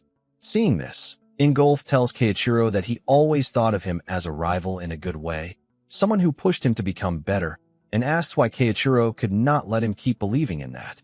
Just as Keiichiro is about to respond, a sudden strike comes from behind and hits Ingolf, sending him to the ground. Keiichiro is stunned and quickly turns to look, only to see that it was Claudia who attacked. Claudia smirks and says that she will not let Keiichiro wrap things up just yet. Keiichiro becomes angry when he sees her. With a smile, Claudia greets him, saying it has been a long time. Hearing this, Keiichiro realizes that Claudia knows his true identity. Claudia then activates her magic and tells Keiichiro that although she would like to catch up with him, that will have to wait, because the real fun is about to begin. Then Claudia's aura begins to surround Ingolf, and he slowly stands up, now ready to face Keiichiro again, but much stronger than before due to Claudia's magic. Keiichiro quickly realizes the dangerous situation he is in. Claudia then tells Keiichiro to resume his duel against Ingolf. At that moment, Sayuki arrives and tells Claudia that it is time to leave. Keiichiro is stunned to see Sayuki working under Claudia and shouts, asking why Sayuki is reporting to Claudia. Ignoring his question, Claudia turns away and leaves, telling Keiichiro to fight to his heart's content. Angered, Keiichiro tells Claudia to wait, but before he can move, Ingolf releases his aura, spreading it across the ground and covering his body once again with his mana armor. Seeing this, Keiichiro realizes that Ingolf is clearly not in the right state of mind, which means Claudia must have used her hypnosis magic on him. Even the perfect hypnosis that Keiichiro once used on Yoichi was actually a copy of Claudia's original technique. If Claudia truly used that magic on Ingolf, then this situation is extremely dangerous. However, Keiichiro has no choice but to push through and continue fighting. Filled with anger, Ingolf rushes forward to attack Keiichiro. Keiichiro decides to use the same plan as before, staying calm and carefully reading Ingolf's movements. But suddenly, in an instant, Ingolf appears right in front of him, completely shocking Keiichiro. Before he can dodge, Ingolf lands a powerful strike, sending Keiichiro flying backward. Fortunately, Keiichiro is once again able to reduce the impact using his sword, but even so, he cannot believe that Ingolf still has this much strength left. As Keiichiro steadies himself, he notices that Ingolf's body is already severely injured. Seeing this, Keiichiro thinks that if this duel continues any longer, Ingolf will be in serious danger. Keiichiro has heard that humans subconsciously limit their own strength to avoid harming themselves, but Claudia's magic seems to have removed that natural restraint from Ingolf. As expected from someone known as the Queen of Mind Control, Claudia's power is extremely dangerous. Keiichiro also realizes that Ingolf's speed has increased to an entirely different level. First, he needs to find a way to shut that down. As Keiichiro prepares to counter, Ingolf charges straight at him again. Keiichiro tries to block the attack using a mana barrier, but Ingolf still manages to break through it and nearly lands another strike. Keiichiro barely manages to dodge in time and quickly puts distance between himself and Ingolf. He then realizes that something is not right and starts wondering what is really going on, because the mana surrounding Ingolf appears to be fading. Keiichiro considers that maybe the hypnosis is failing, but he knows Claudia is not the type of person to make such mistakes. If she planned to use Ingolf, then she would have made sure every detail was perfect. Still, something does not add up. For now, Keiichiro decides to save the questions for later, because Ingolf's magic armor is beginning to break, and that creates an opening. Taking advantage of this chance, Keiichiro rushes forward and strikes at Ingolf with his void magic sword. As Keiichiro closes the distance, Ingolf also throws a punch at him. However, Keiichiro overpowers Ingolf's strike and injures his right hand. Then Keiichiro follows up with another attack using his void magic. When the strike lands, the entire area is filled with blue mana. As the dust finally settles, Keiichiro is seen holding Ingolf, and Ingolf admits that he has lost. Keiichiro calmly replies that yes, he has won again. Smiling weakly, Ingolf says that fighting against Keiichiro has made him certain of one thing. Keiichiro was not the one who destroyed Ingolf's homeland. After saying this, Ingolf collapses to the ground. Shocked by these words, Keiichiro immediately asks what Ingolf is talking about. Then the scene shifts to later that night, when Ingolf wakes up and is shocked to see Keiichiro sitting beside him. Confused, Ingolf asks if Keiichiro is the one who treated his injuries. Keiichiro replies that it was only basic first aid and adds that if Ingolf moves around too much, it could worsen his condition. Ingolf then asks why Keiichiro would help him at all, since they are supposed to be rivals, and says that helping him seems completely contradictory. Keiichiro answers that something Ingolf said earlier has been bothering him, specifically when Ingolf said that Keiichiro was not the one who destroyed his homeland. Keiichiro asks what Ingolf meant by that. Ingolf replies that he heard someone destroyed his village 20 years ago. Keiichiro asks if they still have not found the person responsible. Hearing Keiichiro's tone, Ingolf thinks that this reaction matches what he had suspected. Ingolf then says that he will explain everything to Keiichiro. He explains that 20 years ago, just 1 week before the SSS dungeon calamity occurred, he was certain about what he saw, or at least what he believed he saw. Keiichiro's silhouette standing in the ruins of his hometown. Keiichiro is shocked to hear this. Ingolf continues, saying that he could not believe his own eyes at first, because he never thought Keiichiro was the type of person who would do something like that. But amid the destruction of the town and people trying to escape, the laughing male silhouette he saw looked exactly like Keiichiro. Hearing this, Keiichiro is completely confused, because he knows for certain that he never did such a thing. He begins to wonder who Ingolf actually saw that day. Ingolf then explains that shortly after that incident, he found something in Keiichiro's room, a written plan that described how to take down all the heroes. Keiichiro is stunned by this revelation. Ingolf adds that the Pentagram Saints eventually came to the conclusion that Misato Keiichiro was a traitor, and the result of that decision is something Keiichiro already knows very well. After hearing everything, Keiichiro thinks that Ingolf does not seem to be lying, which means someone must have carefully orchestrated all of this. Whoever Ingolf saw that day, pretending to be Keiichiro, was likely a false image created by the same person who planted the evidence. Filled with anger, Keiichiro thinks that manipulating someone's senses and planting false memories is something only a very specific person could accomplish. If anyone could do that, it would be Claudia. Keiichiro has copied Claudia's hypnosis magic before, so he knows how it works. It targets the brain directly and can force behavior and perception. Keiichiro then asks Ingolf if it could have been Claudia all along. Ingolf replies that he had the same thought. He says that the spell Claudia used on him earlier was not meant to support him at all. If Claudia could implant a command that forced Ingolf to fight until either he or his opponent fell, then preventing Keiichiro from properly verifying the truth would not be difficult either. That would mean Claudia could have made Ingolf believe that Keiichiro was the one who destroyed his village. Hearing this, Keiichiro says that would explain everything. Ingolf then stands up and says that no matter what the truth is, he still owes Keiichiro an apology. He admits that he wronged him. Ingolf then pulls out a dagger and tells Keiichiro to strike him down right there, saying that it is all he deserves. Hearing this, Keiichiro smiles and tells Ingolf to look at the view from the hill, asking if it reminds him of the days when they trained together.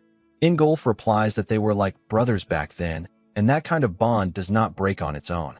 Keiichiro agrees and asks who really broke it, and whether they are truly going to let that person walk away after everything that happened. He says that they now share a common enemy and tells Ingolf to team up with him. Ingolf is surprised by this, but Keiichiro tells him that Ingolf is not the type of person who would leave things unresolved.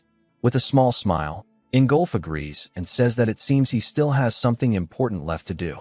The two of them then shake hands. A few moments later, Ingolf says that they should head toward the Mediterranean.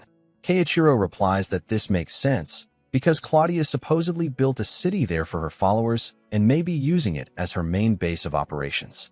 Ingolf says that he will go with Keiichiro, but Keiichiro tells him no.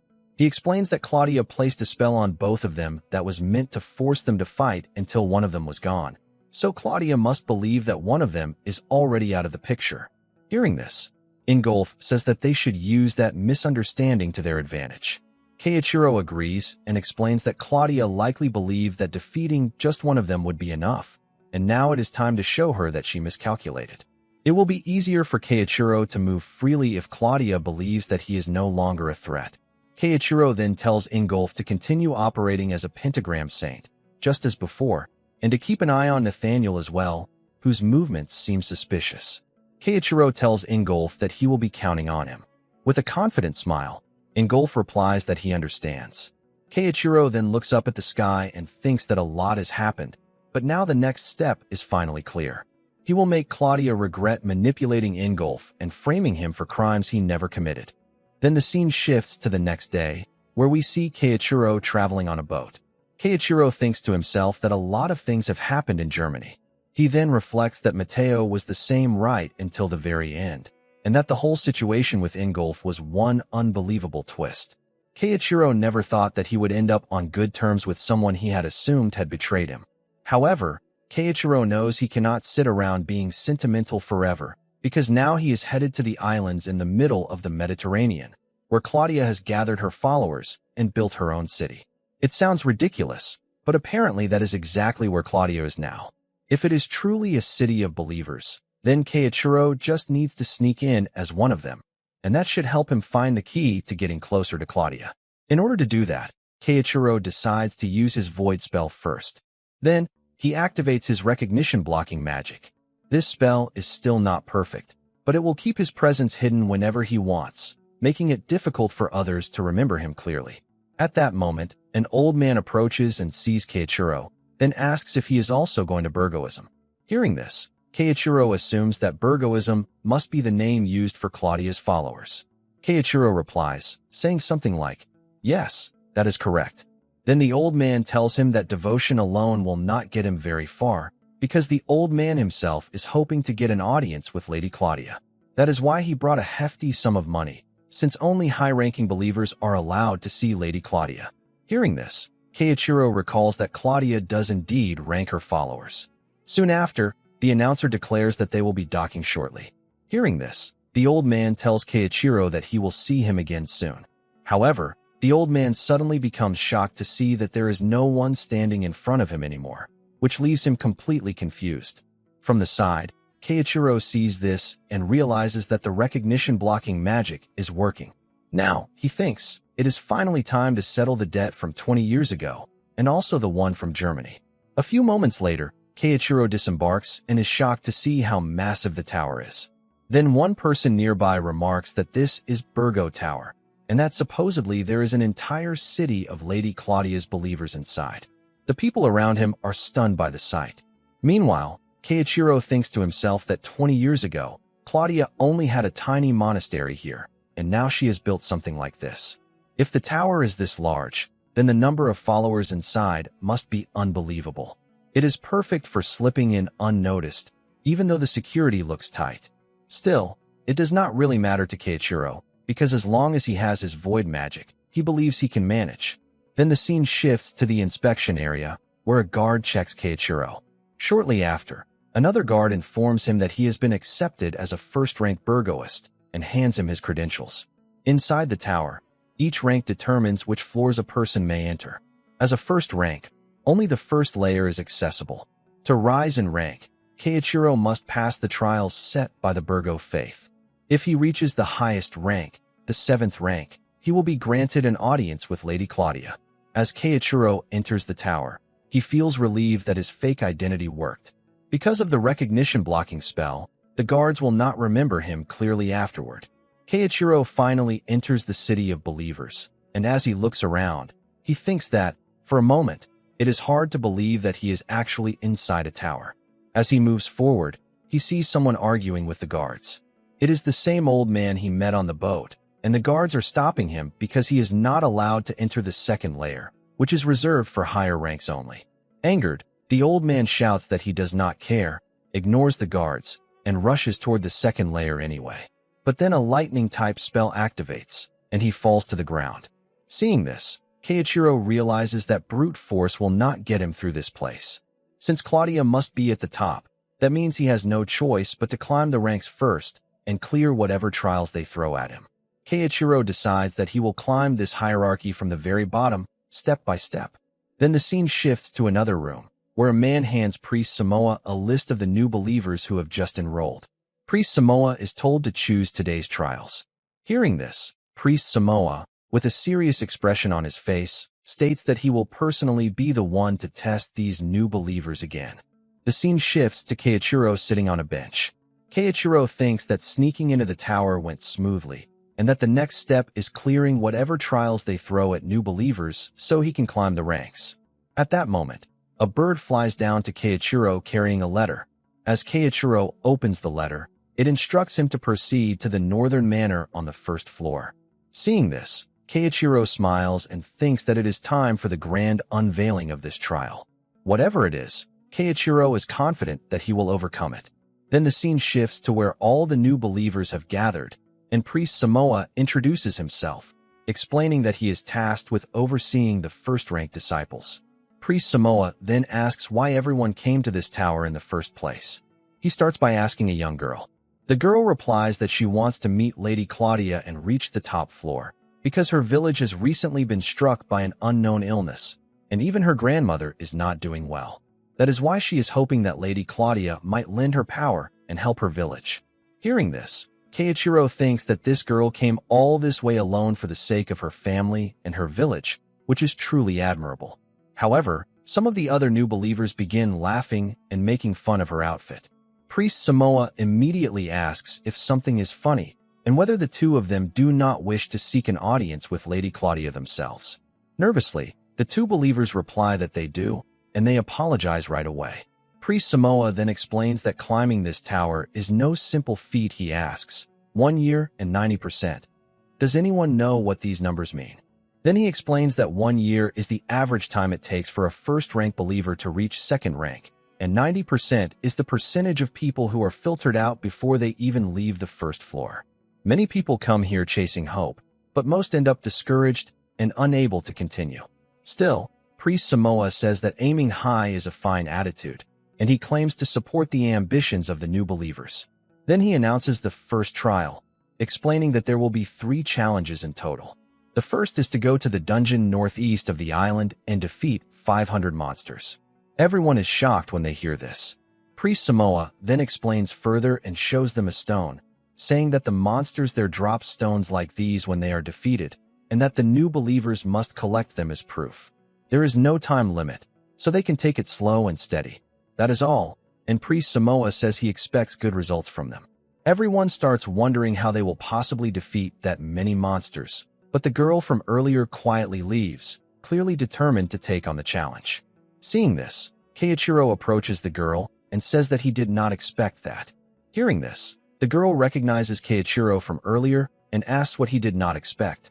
Keiichiro explains that everyone else was completely shaken when they heard about the trial, but she did not even hesitate.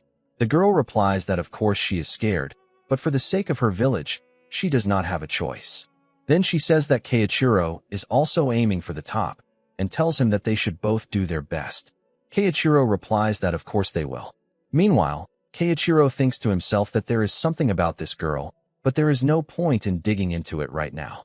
Then the scene shifts to later that day, where the old man is meeting with Priest Samoa and has already reached the second rank. The old man thanks the priest, and the priest replies that this is nothing and that he should think of it as divine providence. Happily, the old man proceeds to the second layer. Meanwhile, Priest Samoa, smiling to himself, thinks that he has raised the bar to impossible heights with outrageous trials so that no one can actually advance. Then, for those who are desperate enough, he approaches them privately, takes their money, and lets them advance to the second layer. Priest Samoa further remarks that the Northeast Dungeon has powerful monsters, and for the weak, it does not matter even if they take a year, because they will never make it. Those who cannot gather enough money may as well cling to their hopeless dreams until they eventually give up. Meanwhile, Keiichiro hears everything from the rooftop. Keiichiro remarks to himself that Priest Samoa is clearly acting like a villain, taking money from the rich and ignoring everyone else around him. Some disciples genuinely want an audience with Claudia out of pure faith, and Priest Samoa does not care about that at all, which truly angers Keiichiro. Then the scene shifts to the next day, where Keiichiro goes to meet Priest Samoa. Keiichiro informs the priest that he has brought back the mana stones from the dungeon. As Keiichiro shows the stones to him, Priest Samoa is stunned and finds it impossible to believe, since it has only been one day. With a nervous smile, Priest Samoa congratulates Keiichiro. However, Keiichiro then tells the priest that if he does not want people hearing his secrets, it would be best for him to keep his windows closed. Shocked by this, the priest wonders if Keiichiro overheard him the previous day. Filled with anger, Priest Samoa declares that this is his domain and that he will not let some upstart run wild here, and he promises that he will make sure to teach Keiichiro a lesson inside this tower. Priest Samoa narrows his eyes in frustration. Why would Keiichiro appear before him just to deliver that message? In his mind, it feels less like a report and more like a warning. Furious, Samoa smirks coldly. If Keiichiro thinks he can intimidate him, then he will respond in kind. He decides to arrange a special second trial, one that will solve his problem once and for all. The scene shifts to the disciples' dormitory. Keiichiro prepares himself calmly, reflecting on the situation. The priest has not made any moves inside the tower yet, which means he is not reckless enough to act openly. Just then, a bird flies in through the window and drops a letter in front of him. It contains details of the second trial. After reading it, Keiichiro immediately understands Priest Samoa's plan. Under the guise of another trial requirement, the priest intends to eliminate him. If Keiichiro dies during the mission, it would simply appear as a failed attempt to pass the tower's conditions. 2 goals achieved with 1 move. According to the letter, the trial requires him to defeat the boss monster of the Southern Island dungeon. Keiichiro knows it is a trap. Even so, he decides to face it directly. Upon entering the Southern Island dungeon, he is instantly struck by the intense heat. Keiichiro realizes that Priest Samoa likely expects the dungeon boss to finish him off. And if the priest has prepared a backup plan, then Keiichiro will prepare one as well. He quietly casts a spell in advance as a precaution. Suddenly, a pack of fire monsters charges toward him, roaring with fury. Keiichiro quickly assesses the situation. These are upper-tier fire beasts that roam in groups, confirming that this dungeon is high-level and extremely dangerous. However, Keiichiro activates his void magic. With a single powerful strike, he eliminates several monsters at once. Feeling his strength and magical control improving, Keiichiro smiles slightly. His training for the upcoming battle against Ingolf is finally paying off. Determined to end this quickly, he pushes deeper into the dungeon.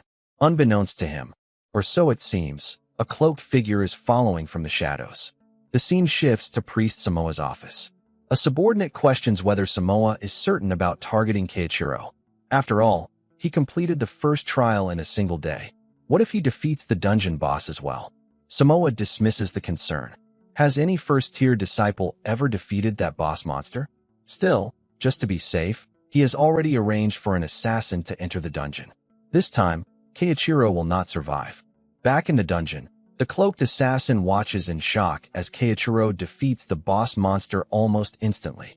Samoa had warned him that Keiichiro was strong, but this level of power was beyond expectation. The assassin assumes Keiichiro has not detected his presence. No matter how powerful someone is, a perfect ambush should still work. He moves in for the attack. But before he can strike, he suddenly collapses to the ground. His legs are trapped in a spell circle that Keiichiro had cast earlier as insurance. The assassin is stunned. How did Keiichiro know he was there? Keiichiro calmly reveals that he used a void-class tracking spell to monitor his surroundings. Preparing a backup plan was the right decision. Without hesitation, he defeats the assassin. With a faint smirk, he notes that the priest's plan has failed once again. The scene then returns to Priest Samoa's office.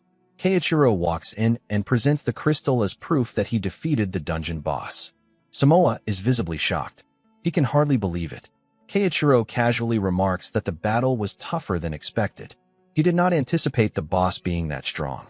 He also mentions that a man in a black robe suddenly attacked him, as if acting under someone's orders. He wonders aloud who would attempt such a thing. With that, Keiichiro leaves, saying he looks forward to the third trial. Left alone, Priest Samoa feels confused and uneasy. Why did Keiichiro not report the assassination attempt?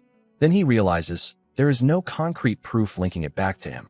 Or perhaps Keiichiro believes reporting it would accomplish nothing. In that case, Samoa decides to take matters into his own hands.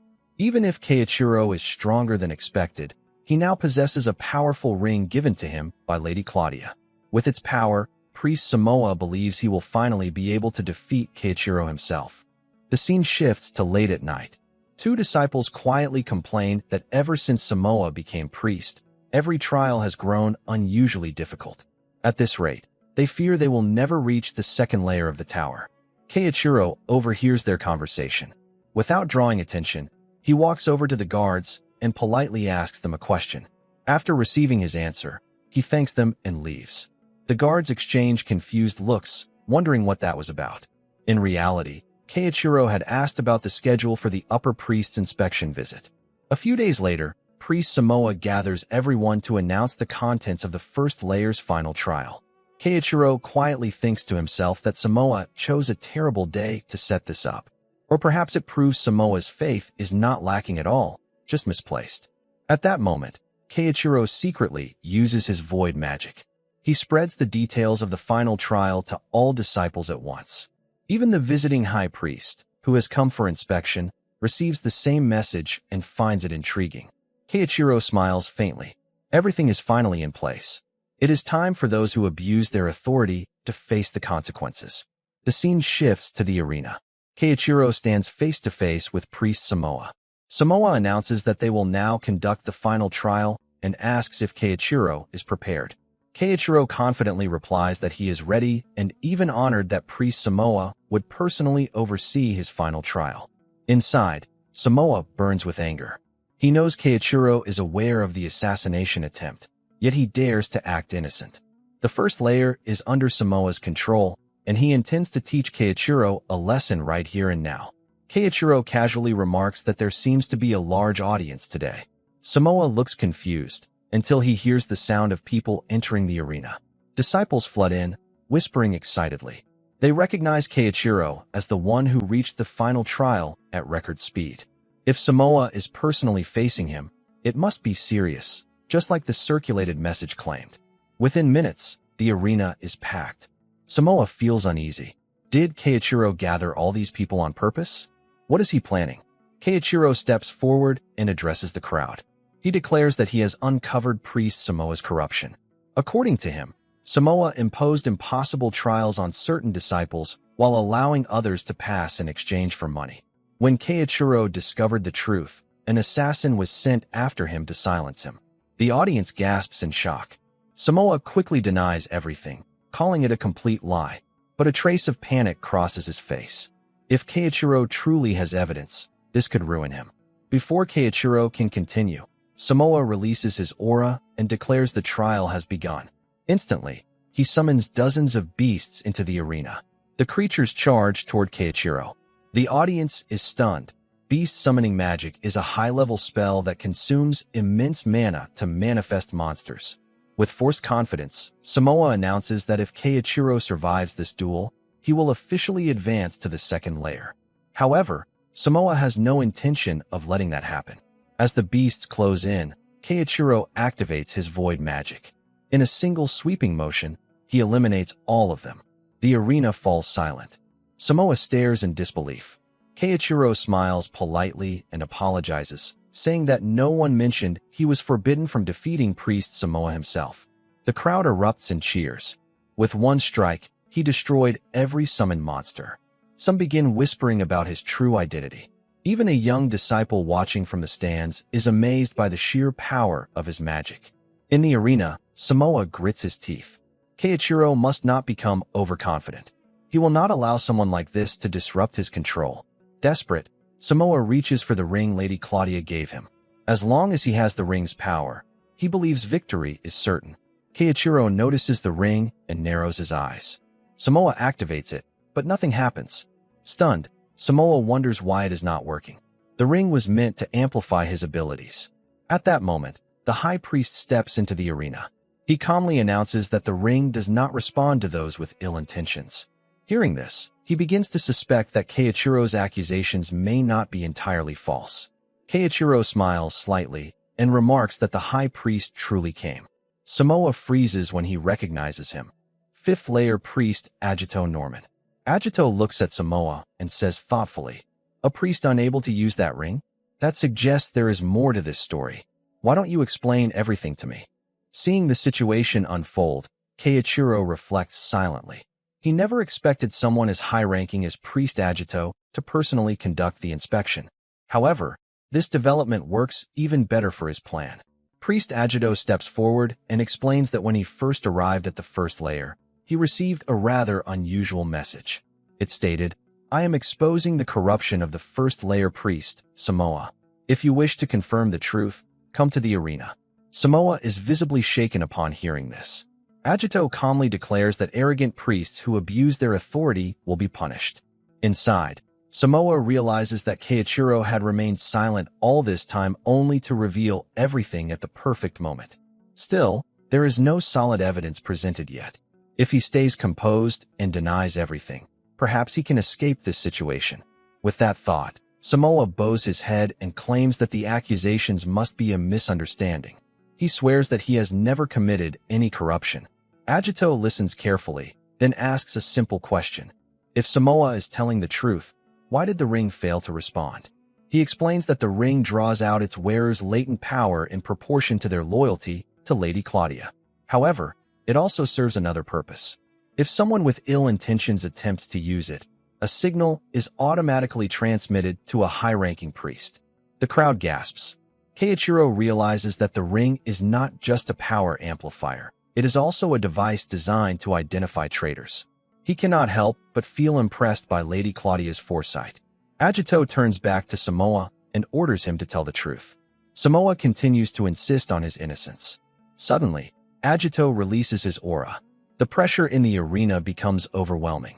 He warns Samoa not to force him to repeat himself. Terrified, Samoa collapses to the ground. Agito further explains that when Keiichiro began speaking earlier, Samoa immediately forced the trial to start in order to silence him. That action alone suggests he had something to hide. Even then, Samoa attempts to deny it. Furious, Agito states that he will not allow anyone to tarnish Lady Claudia's reputation. He calmly sits down and announces that he will extract the truth himself. With a spell, he compels Samoa to speak honestly. Under the spell's effect, Samoa confesses everything. He admits to imposing unreasonable trials on first-layer believers and accepting money in exchange for passing them. The entire audience is stunned by the confession. Agito calls the guards and orders them to escort Samoa away. Once Samoa is removed, Agito faces the crowd and declares that it is time to deal with the aftermath. He announces that the corruption of Priest Samoa is deeply regrettable, and he offers his sincere apologies on behalf of the church. However, he emphasizes that this incident must not damage the institution's overall reputation. To restore faith, Agito proposes that all first-layer believers present will be promoted to the second layer. The arena erupts in cheers. Agito adds that if anyone wishes to express gratitude, they should thank Keiichiro, as he was the one who exposed the truth. The crowd begins chanting Keiichiro's name. Agito then personally thanks Keiichiro for uncovering Samoa's corruption. As for a reward, he says it will be announced later. With that, he leaves the arena. Keiichiro watches him go and thinks to himself that Priest Agito is far more perceptive than Samoa ever was. as everyone celebrates their advancement. Later that day, Agito reports the incident to the other high priests. He explains that the situation was resolved largely thanks to the actions of a single believer. Had the corruption gone unnoticed longer, the church's reputation might have suffered greatly. The other high priests agree that Samoa's misconduct is unfortunate, but Keiichiro's conduct was exemplary. They suggest he should serve as a model for others. With that in mind, Agito presents a proposal. The scene shifts to Keiichiro ascending to a higher layer. As he steps through the entrance, he looks around in surprise. He had not expected to be promoted directly to the 5th layer. Perhaps this is meant to set an example. Either way, advancing this quickly exceeds even his expectations. Inside, he meets Priest Agito once again. Keiichiro expresses his gratitude for the promotion. Agito replies that there is no need for thanks. When a believer proves themselves worthy, promotion is only natural. As Keiichiro sits down, he reflects that he still cannot fully read Agito's intentions. However, Agito clearly carries himself differently from Samoa. Agito then mentions that he has one more piece of news to share, something Keiichiro will find particularly interesting. Keiichiro asks what it is. Agito explains that, in light of the recent incident, it has been decided that Keiichiro will be granted an audience with Lady Claudia herself. Keiichiro is stunned. He never imagined this opportunity would come so soon. After a brief moment, he composes himself and respectfully replies that it would be an honor. He gladly accepts the invitation, fully aware that this meeting could change everything moving forward. The scene shifts to an emergency meeting where Iwako is shocked to hear the news. Keiichiro is supposedly dead. Ingolf reports to everyone that he personally defeated the revived Keiichiro. Claudia smiles calmly and says that Ingolf's presence alone is proof of his victory. Ingolf admits he did not expect her to go that far, but Claudia apologizes lightly, asking if the results are not satisfactory. Ingolf replies that she is right. Thanks to her, they have eliminated a troublesome enemy. However, inside, Ingolf is furious. He now knows that Claudia was the one who destroyed his hometown, yet she continues to act innocent. Nathaniel, on the other hand, appears quietly suspicious. Meanwhile, Iwako reflects that although many unexpected events have unfolded, he never imagined Keiichiro would fall. Still, with Keiichiro gone, many of Iwako's problems are conveniently resolved. Claudia then shifts the topic. With this obstacle removed, she says it will soon be time to discuss the divine gift ceremony. Ingolf looks surprised, clearly hearing about it for the first time.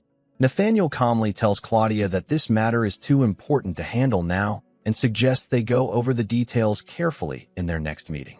Shortly after, Ingolf secretly contacts Keiichiro and relays everything that was said.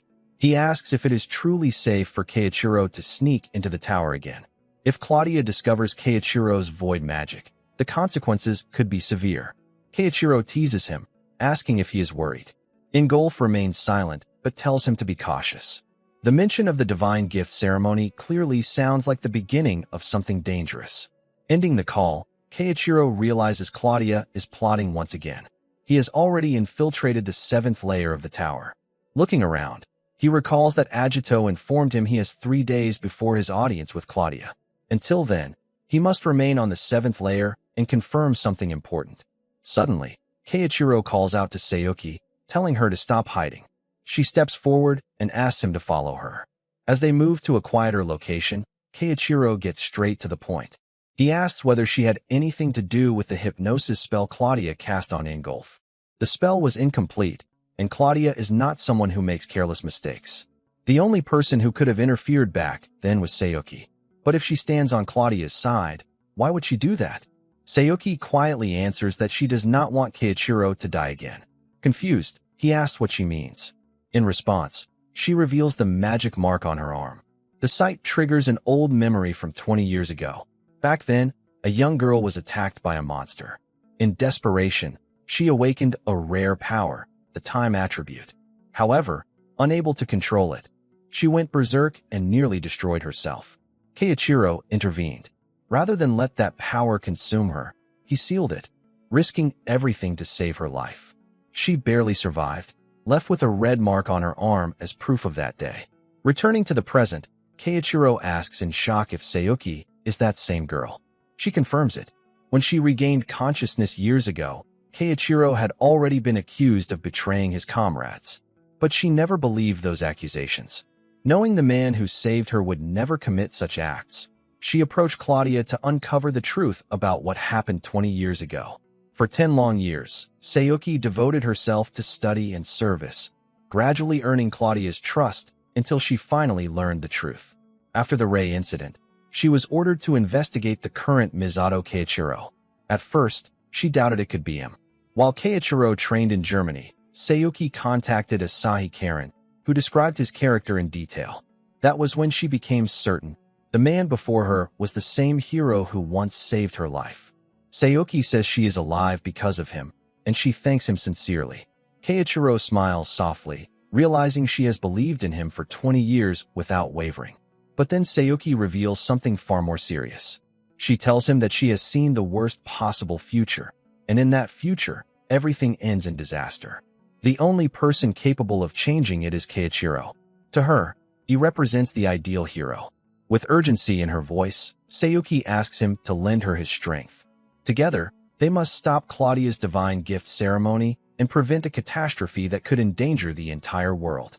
Sayuki continues, revealing the full truth to Keiichiro.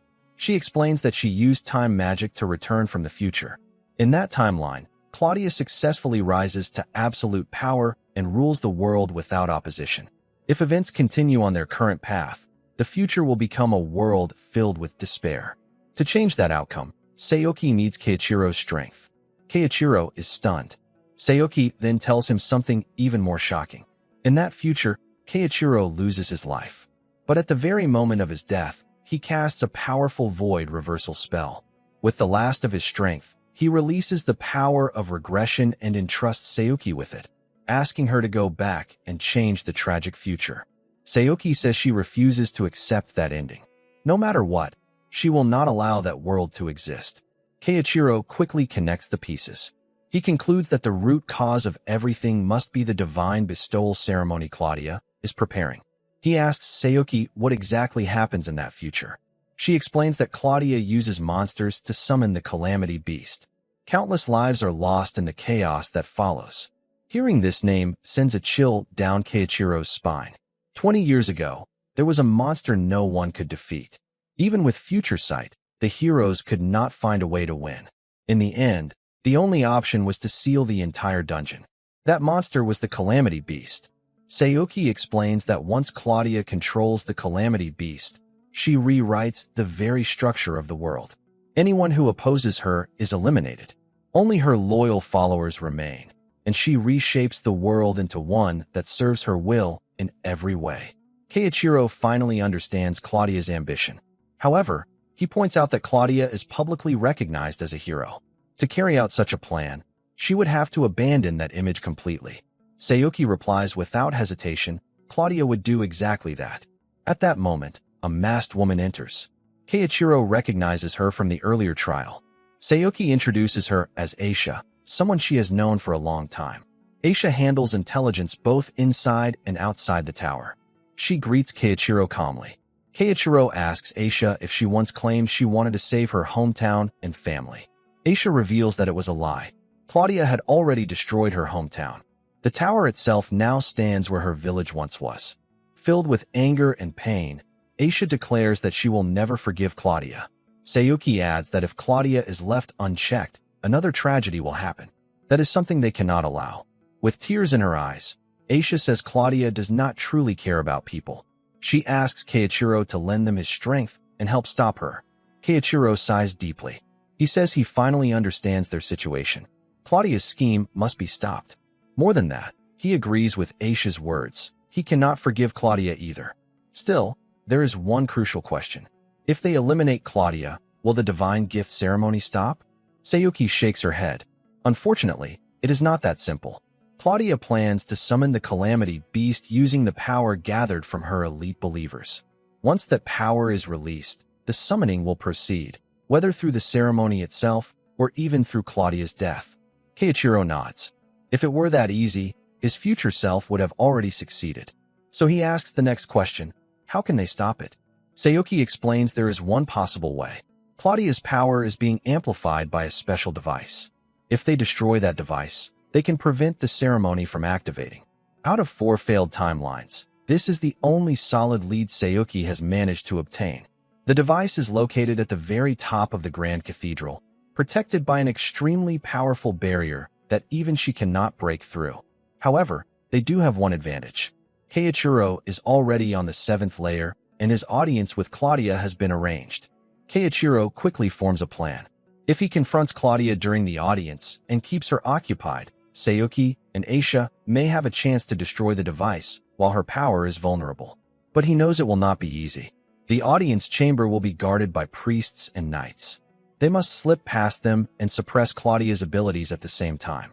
Then Sayuki shares one final, critical detail. Her regression ability is reaching its limit. Each time she rewinds, the distance she can travel back grows shorter. This time, she barely managed to return to a point just before reuniting with Keiichiro. That means this is likely their final chance. Keiichiro understands the weight of those words. If they fail now, the world will fall under Claudia's control. But even so, his resolve does not waver. 20 years ago, he faced her once. Now, he will face her again. No matter the cost, Keiichiro will stop Claudia. He will not allow her to shape the world her way, not a second time. Then Sayuki takes Keiichiro to the place she has been using as her hideout. Keiichiro looks around and thinks to himself that this is everything Sayuki built through countless resets. Sayuki explains that she will first tell Keiichiro what she witnessed across the 4 timelines, how they failed, and what they learned. In the first world, Sayuki learned Claudia's true goal. Keiichiro states that Claudia plans to use the divine bestowal ceremony to summon a calamity beast and take down everyone who is not one of her believers. Sayuki explains that in that timeline, Keiichiro gave her the power to rewind time. From the second timeline onward, Sayuki tried to stop Claudia's ambition, but it was never simple. In the second run, Sayuki managed to catch her off guard and defeat her, but her mana went out of control, and the calamity beast still manifested. Aisha remarks that it is not that simple. Keiichiro adds that even if they defeat her, the ceremony still triggers through some other mechanism. Sayuki further explains that in the third run, she failed to find the device that amplifies Claudia's magic. In the fourth run, she tracked down the device, but she could not figure out how to destroy it. Sayuki wanted to change the outcome, but she could not, so she kept seeing the same hopeless future again and again. However, even in those crushing defeats, there were important gains. Meeting Aisha was one of them. In fact, the reason an audience with Claudia is possible right now is thanks to Aisha. Surprised, Keiichiro asks what Sayuki means. Sayuki explains that the exposure of Priest Samoa's corruption on the first layer was created by Aisha. Aisha made sure the news reached Keiichiro, and Aisha also arranged for the high-ranking priests to inspect the first layer at that exact time. Hearing this, Keiichiro realizes it is true. If that incident had not happened, he would not even be here right now. So that is what was happening behind the scenes. Keiichiro smiles and thinks that it is not just these actions. Sayuki must have used every possible method to create the current situation. She has likely faced far more despair and hardship than she has shared, and she carried all that burden to reach this point. Aisha then states that they must absolutely stop Claudia's ceremony. Sayuki explains that destroying the device that amplifies Claudia's power is essential.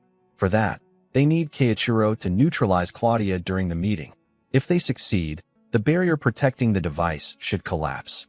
Sayuki has already gathered all the information about the cathedral's interior, so she and Aisha will handle destroying the device. However, Keiichiro points out that it will not be easy to neutralize Claudia while all the priests are present. Sayuki explains that is why she needs to create a new spell, one that can change the future no matter how bad it seems. Keiichiro is surprised to hear this. The scene then shifts to Claudia, who sees that the mana needed to summon the calamity beast will soon be fully charged. When that happens, she will proceed with the ceremony. Before that, there is someone she needs to meet, and she is looking forward to it. The scene shifts back to Keiichiro as he talks with Sayuki about meeting Claudia the next day. Sayuki tells him to be careful.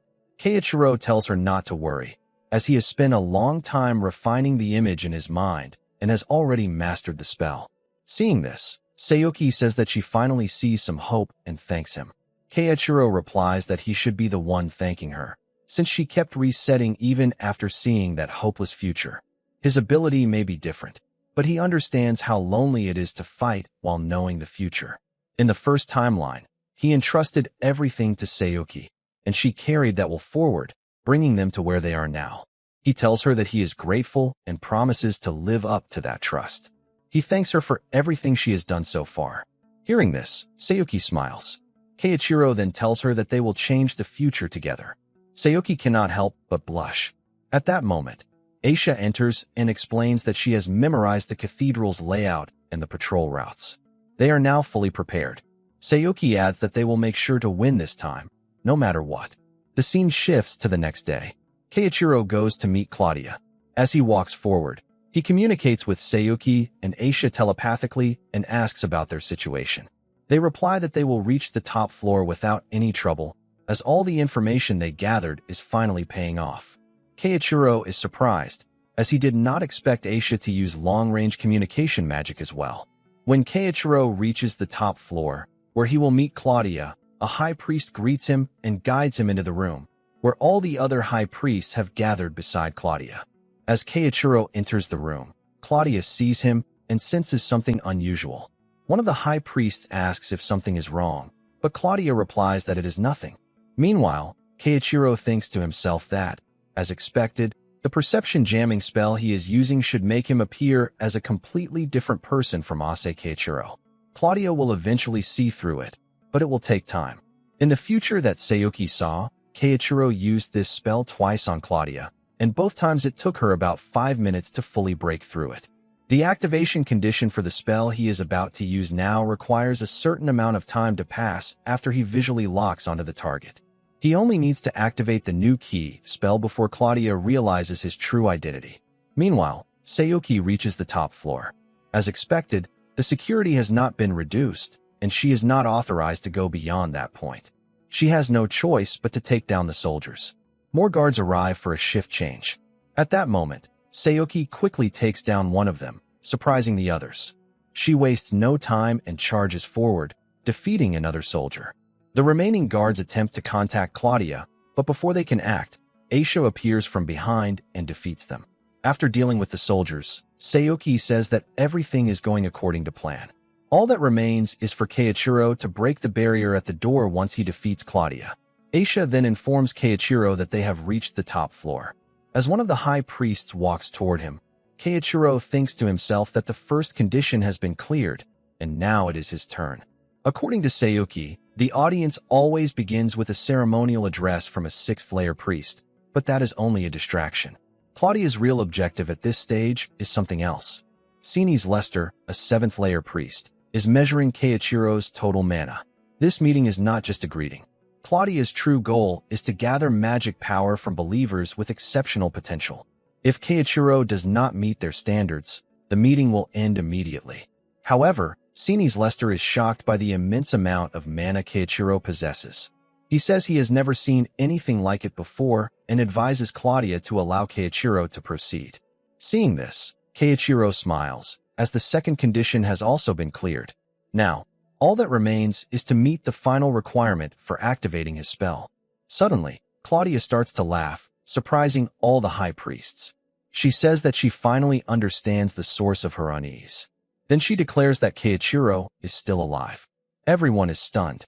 Keiichiro is also surprised that Claudia has seen through his spell so quickly. Claudia steps closer and tells him that with such an overwhelming amount of mana, she can clearly identify the type of spell he is using. She admits she is impressed, as she believed Ingolf had defeated him. Based on the hypnosis she cast on Ingolf, it seems there is more to the situation, but she decides to deal with that later. For now, she only needs to defeat Keiichiro here. She orders the elite priests to attack him. Keiichiro already knows what she will do next. The high priests enhance themselves with special magic-boosting substances. Claudia is confident that with so many empowered fighters, even Keiichiro will not stand a chance. However, Keiichiro activates his new spell and defeats several high priests with a single strike, shocking Claudia. His mana then spreads and fills the entire room. Keiichiro explains that this space is completely cut off from the outside world.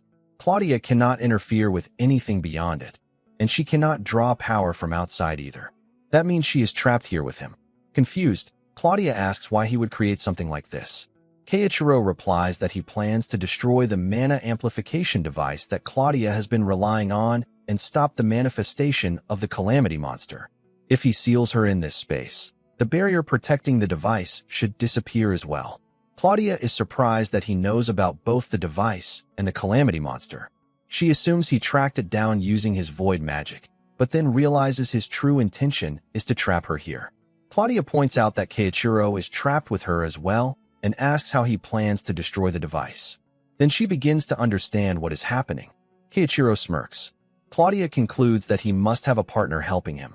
If that is the case, it explains how he learned about the device and why he has entrusted its destruction to someone else.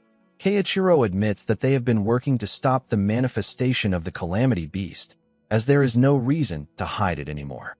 His plan is to keep Claudia here until the device is destroyed. Claudia thinks back and realizes that Sayuki was always in a position to watch her closely as her assistant, yet she has not seen her at all in recent days. On top of that, Claudia had arranged things so that either Ingolf or Keiichiro would die. There was never supposed to be a situation where both survived, unless someone interfered with her hypnosis at that time. She immediately thinks of Sayuki. Claudia then says that it is disappointing, as she had high expectations for her.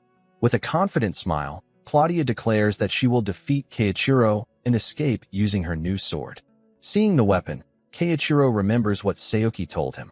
By using that sword, Claudia has been gathering mana from talented believers who came to meet her. Now she is trying to gather mana from him to break the barrier. Claudia charges forward and strikes, but Keiichiro evades her attacks. He recalls that, according to Sayuki, even killing Claudia would still trigger the manifestation of the calamity beast. That means he cannot allow her to die right now. His role is to prevent her attacks from succeeding until Sayuki and the others destroy the device. Keiichiro tells Claudia that she is naive, as her attacks are easy to dodge. Frustrated, Claudia switches tactics and fires a crossbow at him. Keiichiro is surprised but still manages to avoid the shot. It is the same spell that was used on Ingolf.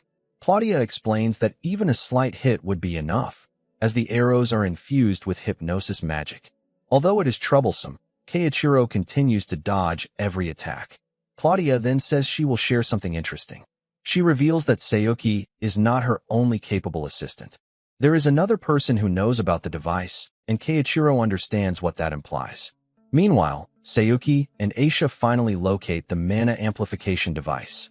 As they move to destroy it, Agito, the fifth-layer priest, steps forward and blocks their path. He questions Sayuki, asking why Claudia's assistant would do something like this. Sayuki replies that she does not need to answer someone who follows Claudia without question. Sayuki realizes that this is exactly as she saw in the future. Agito, Claudia's right hand, stands in their way. If they want to destroy the device, they must defeat him first. Agito says that this is the perfect chance to decide who truly deserves to stand by Claudia's side. Sayuki responds that she does not care about that at all. Agito insists that Claudia saved him, and he will do anything to protect her. Aisha argues that Claudia is only gathering people with rare abilities, so it was never about saving him. Even so, Agito says that Claudia taught him magic, and from the moment she saved him, he devoted himself to her. He wanted to stand beside her and support her, but she chose Sayuki instead because of her rare temporal ability.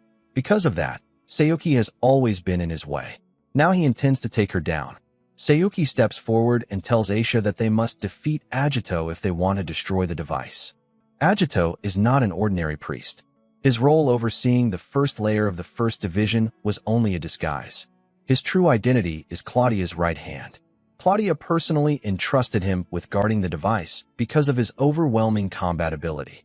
In fact, before Sayuki regressed, Agito was the one who defeated her in a previous timeline. However, Sayuki cannot afford to lose this time. With determination, Agito declares that he will complete his mission and defeat Sayuki here and now. Sayuki tells Aisha to get ready, and Aisha agrees without hesitation. She says she will never forgive Claudia for destroying her village 10 years ago. Hearing this, Agito realizes that Aisha is one of the survivors and smirks. Angered by his reaction, Aisha tells him to stop talking, as she will never forgive them. Agito draws his sword, and Sayuki states that there is no way she and Aisha will lose. Agito tells her to go ahead and try, though he claims it is impossible. In an instant, Agito disappears in front of them. Aisha is surprised, but Sayuki understands that he is using teleportation magic to launch surprise attacks. A moment later, Agito appears behind them. Agito knows that Sayuki possesses a rare temporal ability, but he believes it is sealed and unusable. That means she should not be able to block his attacks. However, to his surprise, Sayuki manages to dodge. Agito is shocked, as he has never used this stealth technique in front of her before, yet she continues to avoid every strike. Sayuki explains that she is using her time magic. Frustrated, Agito questions how she managed to master an ability once held by the great Misato Keiichiro. As she avoids another attack, Sayuki reflects that when she inherited this power, it was not only the ability to reset time. She can also see 1 second into the future using a technique called tiny vision. Although her foresight is not as advanced as Keiichiro's, it is still extremely powerful in combat. Aisha continues to use long-range communication magic, allowing them to coordinate in real time. Agito recalls hearing that Misato Keiichiro, who also used temporal magic, had the ability to see the future. He realizes there is a strong chance Sayuki has similar powers. As Agito charges toward Aisha, Sayuki warns her to dodge, and Aisha successfully avoids the attack. Frustrated, Agito wonders how they are sharing information so effectively. Sayuki understands that they cannot defeat him with strength alone, but by using communication magic, she can share her foresight with Aisha. At first, Sayuki was worried about being separated from Keiichiro, but she now realizes there are advantages to fighting alongside Aisha. Working together, they launch a coordinated attack, leaving Agito with little room to escape. Even so, he manages to block the strike with his sword, though the impact causes it to break. Smirking, Agito says he now understands why Claudia kept Sayuki close. However, he insists that this is exactly why she cannot defeat him. Sayuki notices the ring on his hand. It is the same type of ring Claudia gave her to unlock hidden abilities. As Agito activates its power, his body changes, and he releases an immense amount of mana that pushes both Sayuki and Aisha back. Maintaining her composure, Sayuki tells Aisha to prepare herself, as the real battle is about to begin. As Agito strikes at them, they manage to dodge, but Aisha is surprised that the shockwave alone has such a strong impact. She realizes that if they are hit directly, they will be seriously injured. However, she also notices that Agito's larger body makes him a bigger target. She moves in and attacks, but Agito blocks her strike with his bare hands, which shocks her. At that moment, Sayuki sees a pillar collapsing near Aisha. Without hesitation, she rushes forward and pushes her out of the way. Both of them fall to the ground. Filled with confidence, Agito declares that this power was given to him by Lady Claudia. He boasts about his strength and toughness, and claims that even with her time magic, Sayuki cannot defeat him. Meanwhile, Sayuki thinks to herself that she avoided a fatal hit using tiny vision, but Agito's strength from the ring is overwhelming. His durability is also a serious problem, as even Aisha's wind magic barely affects him. Still, Sayuki believes there is a way to win because of what Keiichiro told them. As Sayuki gets back on her feet, Agito mocks them for being weak and still trying to fight. Sayuki replies that they are fighting to stop Claudia's plan. Agito says that is exactly what he does not understand. Sayuki explains that Claudia has already hurt many people and will continue to do so. She adds that even Claudia's current position was gained by betraying someone close to her, and calls her nothing more than a fraud. Agito responds that it does not matter. He claims Sayuki is only opposing Claudia because of Keiichiro, and that the future Claudia is trying to create is everything.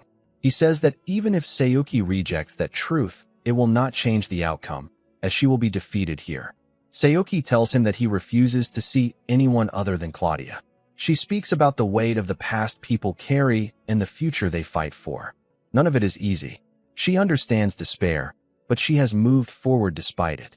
Because of that, she will not lose to someone like him. Angered by her words, Agito charges forward to attack. At the same time, Aisha throws her dagger towards Sayuki. Sayuki catches it, and, as Agito closes in, she jumps into the air, dodging his strike. She then launches a powerful wind magic attack. Even so, Agito manages to endure it and pushes her back by releasing his mana. However, when Sayuki lands, Agito suddenly returns to his original form, which shocks him. Sayuki explains that she used her time magic, a technique called reverse fate. It pulls the target back to a previous state.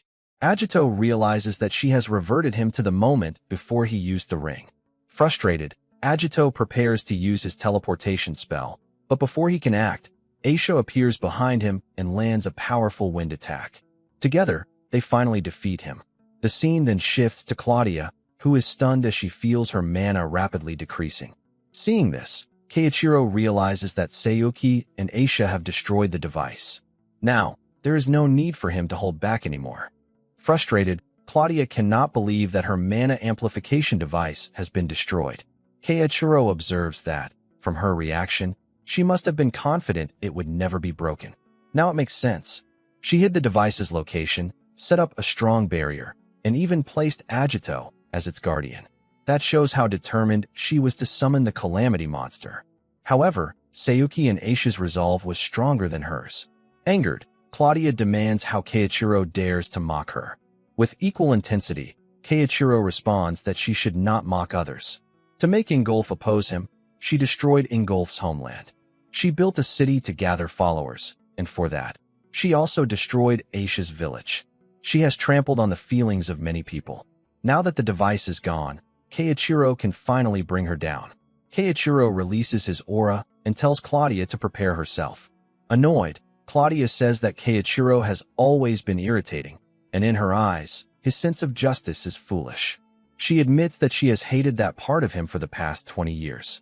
She then fires at him with her crossbow, but Keiichiro easily avoids the attacks. Claudia realizes that Keiichiro is being careful of her magic-absorbing arrows and will not approach recklessly. At the same time, Keiichiro now has the advantage since her amplification device is gone. However, he does not know that Claudia can restore the device using her own power. If she defeats him and escapes this space, she can still achieve her goal. She also knows she must deal with the traitors afterward. Claudia understands that Keiichiro's win condition is to defeat her, but she is determined not to let that happen. She has already prepared a plan to take him down.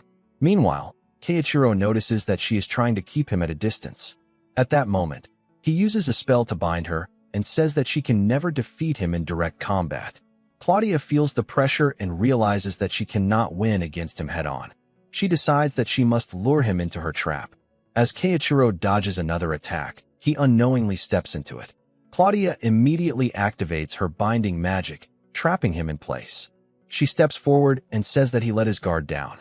She asks if he really thought she was attacking at random, when it was all part of setting up this spell. Confident, she moves in for the final strike and declares that victory is hers. However, at that moment, Claudia suddenly realizes that the attack has struck herself instead. Keiichiro reveals that he used a hypnosis spell, similar to the one Claudia used on Ingolf, but with a different condition. It forces her to submit mentally. Claudia then understands that he had already prepared this when he used his earlier spell. Keiichiro says that it is a fitting end for her to fall to the same kind of magic she once used.